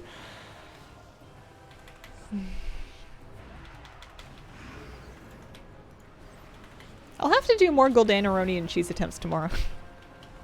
Because after this dungeon, I'm gonna be out of time. It's already noon. And we've got 3 bosses left. But I did what? I did Crinkle, I need to do, I think, a couple more runs in Inksy, and then also my Hunter will have attempts that she can do too.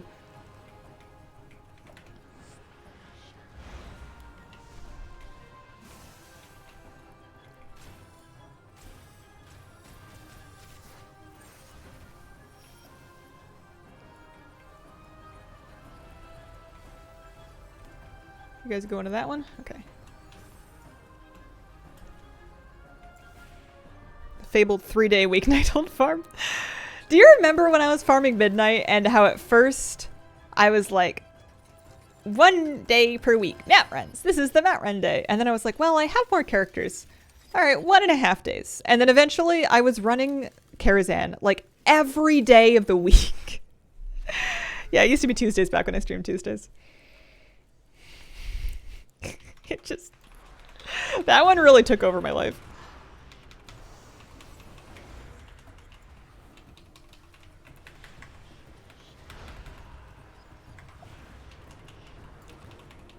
I'm ready to do 0 damage on Morchi because I'm going to spend my time doing nothing but moving. I'm just an off-healing bot. I'll do some damage in the beginning and hope that's enough. New Year's Eve? I think, yeah, I got it on New Year's Eve. Became a tradition.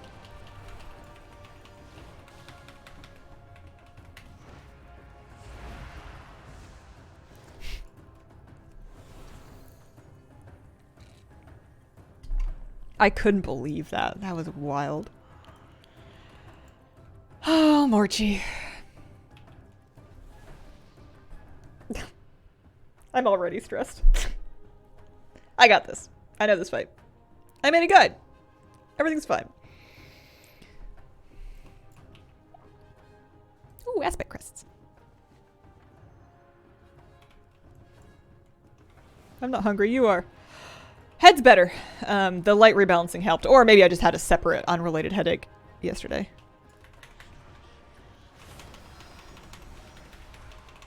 Beware.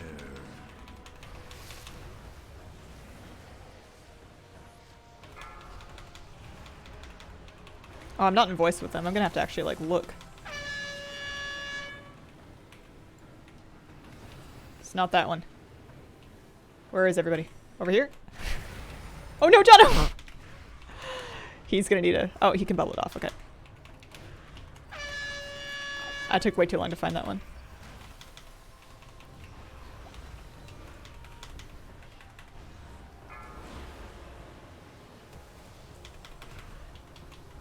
Beware.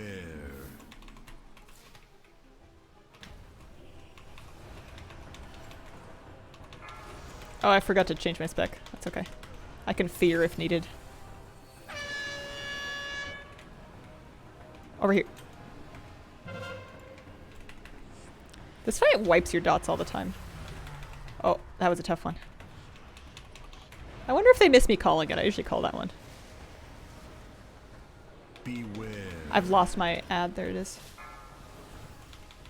Oh, I must have gotten really lucky. Oh no, somebody else did it.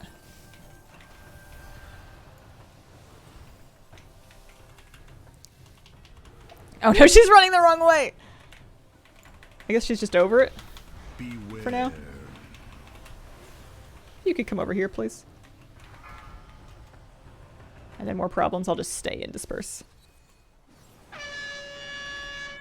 Not over here, it's over here. Nope. This way.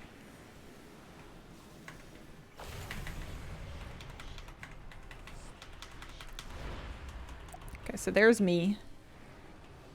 We're lined up in advance. Beware. I'm gonna use VE and stuff to kind of help out, because this phase is always horrific. Also, Fear Alar's had to help out. And now we just kind of go, burn! Oh, she's gonna wake him up.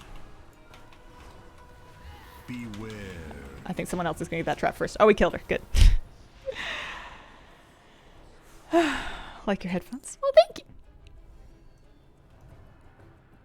I learned the route to Far Midnight from watching you every Tuesday run through it a bajillion times.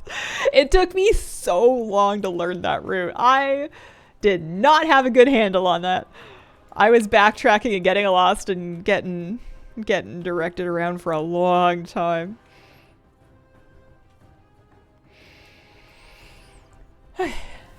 But, oh man. Those are really close DPS numbers, actually. Cool fight. Weak core that makes a large Morchi on the side of your screen. Oh, I see. I know what I'm looking for. I just wish that the Morchis were taller. I know they're gnomes, but like I wish they were a bit bigger.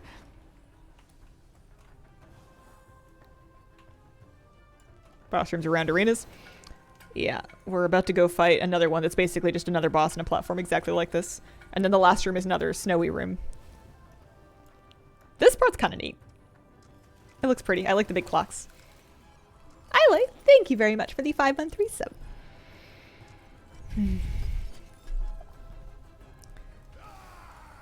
Last time I checked, Battlefield is basically just a healer check. It's just kill things, run away from Bladestorm, hope your healer can keep up. And Jana's got this.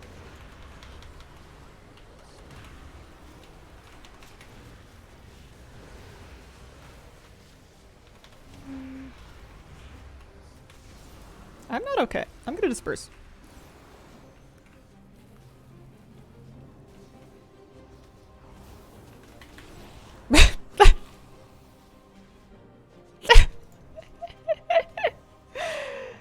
Owie. Yeah, the background's gorgeous. Width of nameplates of party members. Nameplates. Friendly player? Oh, friendly nameplates are, I think, won't, like, I don't think anything can modify friendly nameplates in instances. Like, even if I turn on nameplates, it's going to be default nameplates. If you mean the raid frames, that's something that's outside of Plater. But yeah, it's like one of my big complaints about, not Plater, but just like, it's a WoW restriction that they no longer let you do that. They used to, but there was some reason why they disabled add-ons from messing with friendly nameplates in instances. That was it. Was losing my mind. Yeah, no, it's just annoying. Beware.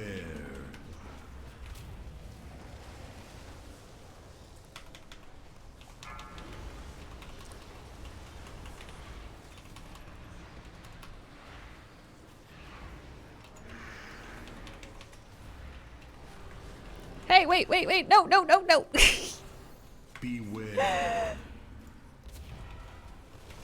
I kind of thought I could, like, fear him. He's not afraid.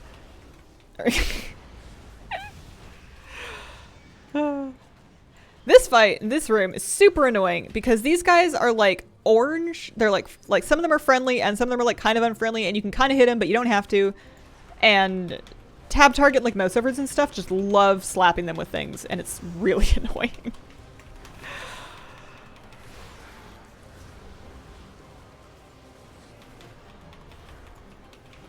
It's probably my fault for using so many mouse overs. Might just click target. I think I turned off mouse over on my priest. Maybe because of this room.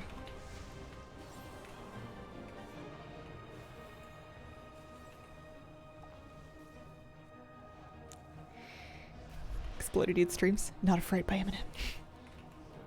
He's a very brave boy. Alright. Uh-oh, I'm gonna sneeze.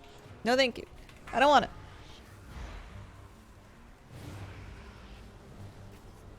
Pardon me. Beware. After shockwaves, I will void trap.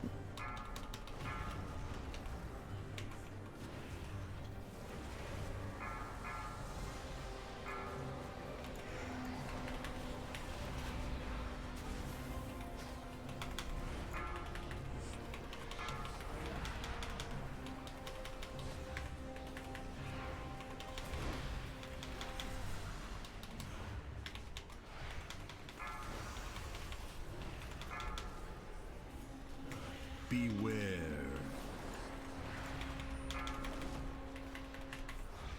Oh, I see. He like activates them out of the... I should probably get a little closer to the boss for that if I don't want to be smushed.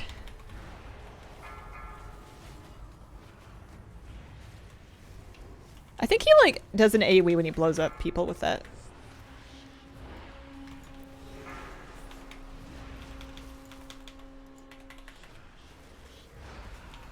Oh man, I'm just a mess. Because I'm tab targeting to not garage, that's why. Grommash, whatever.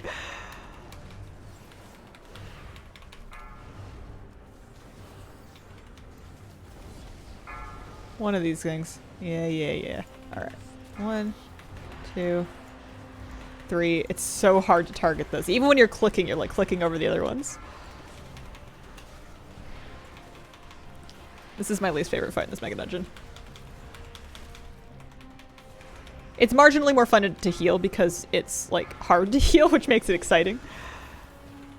Beware.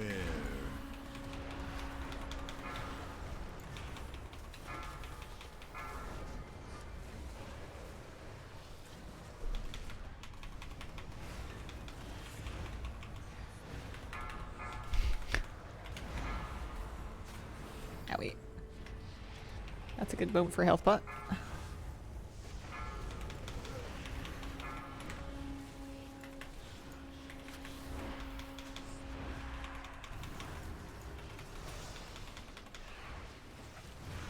Beware.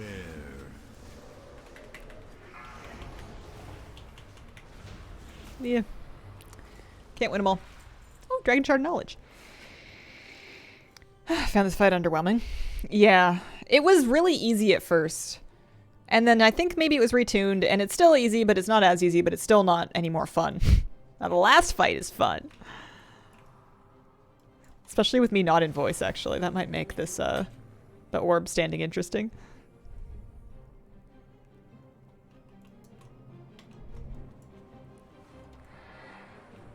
This one's more the tank. I guess the tank has to grab ads, and they have to mitigate the decapitate. What else do they do? Grub smash.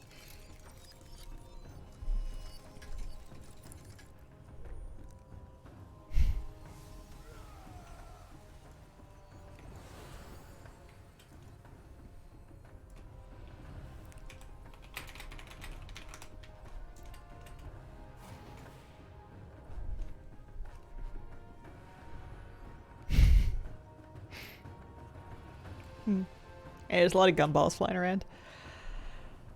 Whew.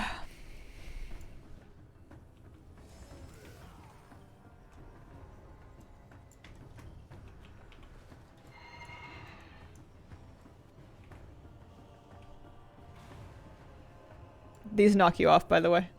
Oh no. You can get knocked off the edge if you're not, if you're unlucky. Or if you're, you know, reading your Twitch chat while running along the path.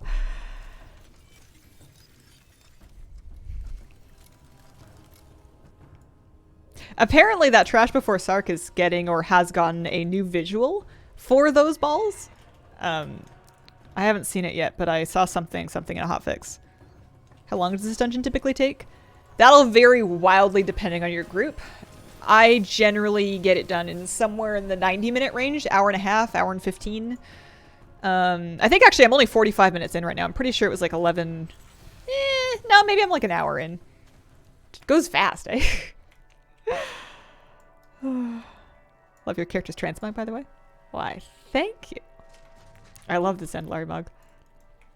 It actually looks pretty good now that I've managed to atomically recalibrate myself into a troll. I'm normally an undead.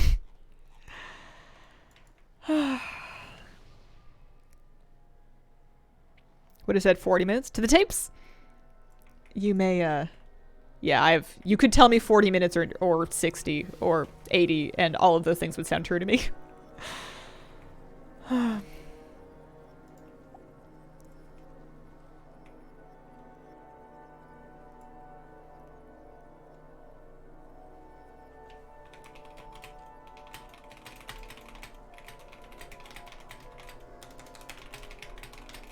Beware.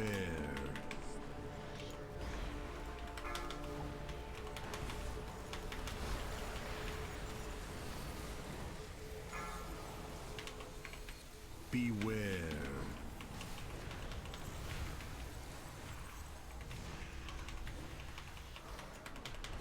Beware.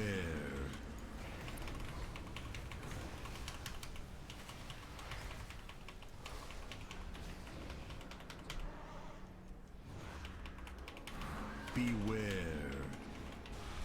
You have been here since yesterday.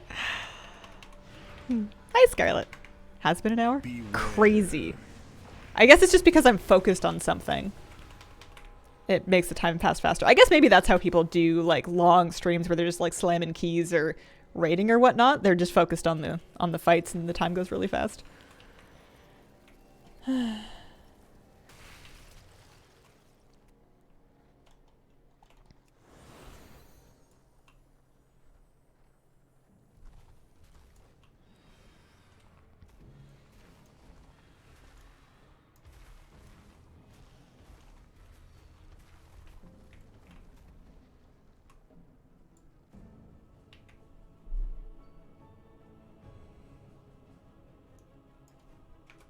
Okie doke.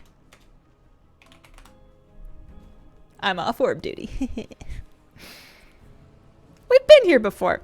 It's funny. Chromie says something much the same thing. She has to like explain to them that a thing, and they're like saying the same dialogue, and she's like, "Yeah, I know," because they don't know that we've done this twice.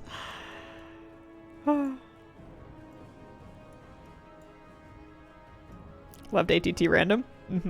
It's good stuff. Shadow Priest Hard started a couple days ago. It is fun. I would put it in the middle. I don't think it's the easiest spec, but I think it's far from the hardest one. It's very much a press available buttons and manage some resources kind of spec. What item level are you? This character's 436, going on 437. Yeah. I thought about putting an item level recommendation in for that guide, but I didn't want to be too hard and fast about it because there are probably some people that can do it just fine with an organized group that are around that level, and there's probably some people that would be much higher level that would need... It's just kind of variable. I probably should have said something. But yeah.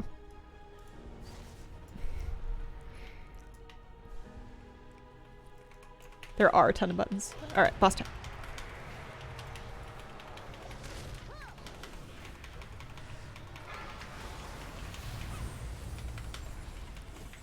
So I'm going to keep an eye on it, but in theory my mage should always be in. Beware. Am I out of that? Yeah.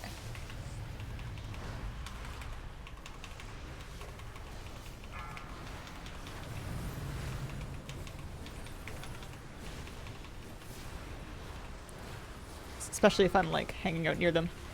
Beware.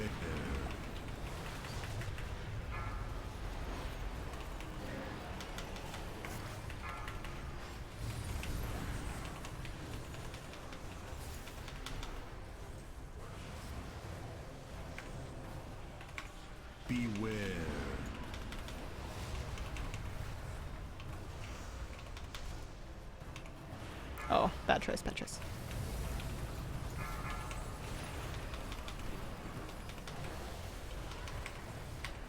Alright, double keepers. Beware.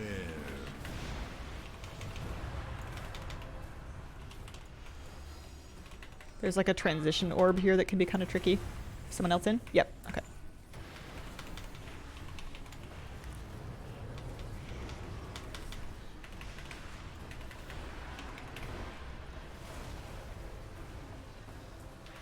Part of me is tempted to explain the fight while doing the fight for the sake of the people that haven't seen it before, and then part of me is like, tell them to watch the guide.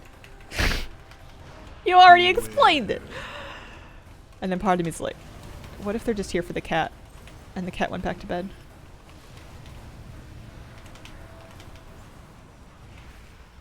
Beware.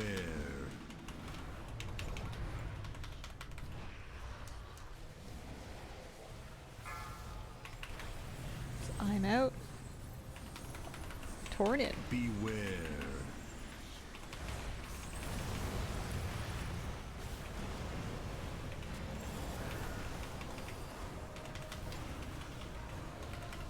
Beware.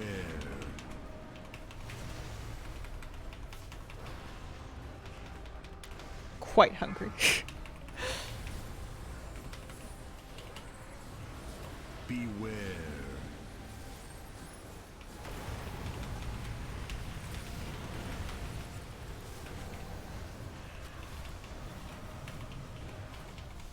Beware.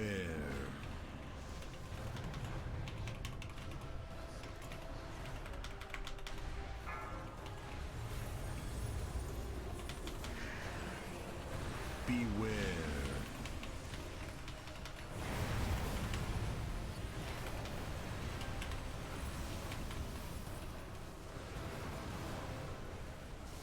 Beware.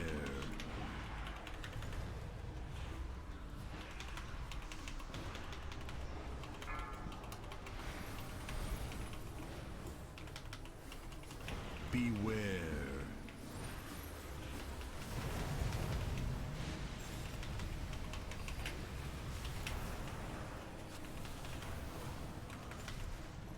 Beware.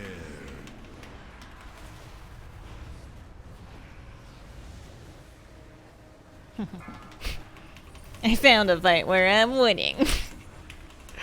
For now. Beware.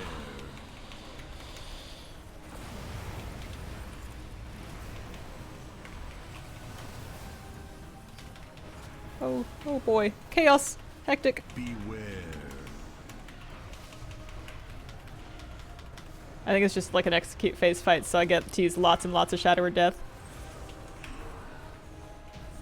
Alright, nice. This is a mega dungeon, so it's 5 people.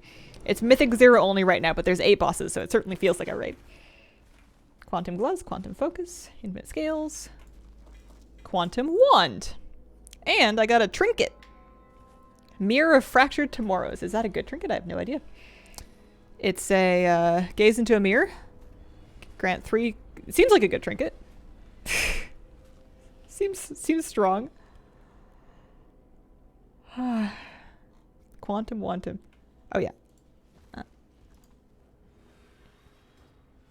I'm gonna use the Quantum Wand. Turns into 1 unlearned item. Oh, that's interesting. The blue text does say based on item ID, source ID. From any available raid dungeon. Oh, all kinds of stuff. Doodle-doo.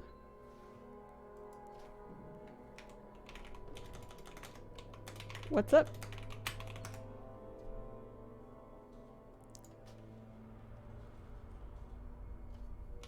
I don't know.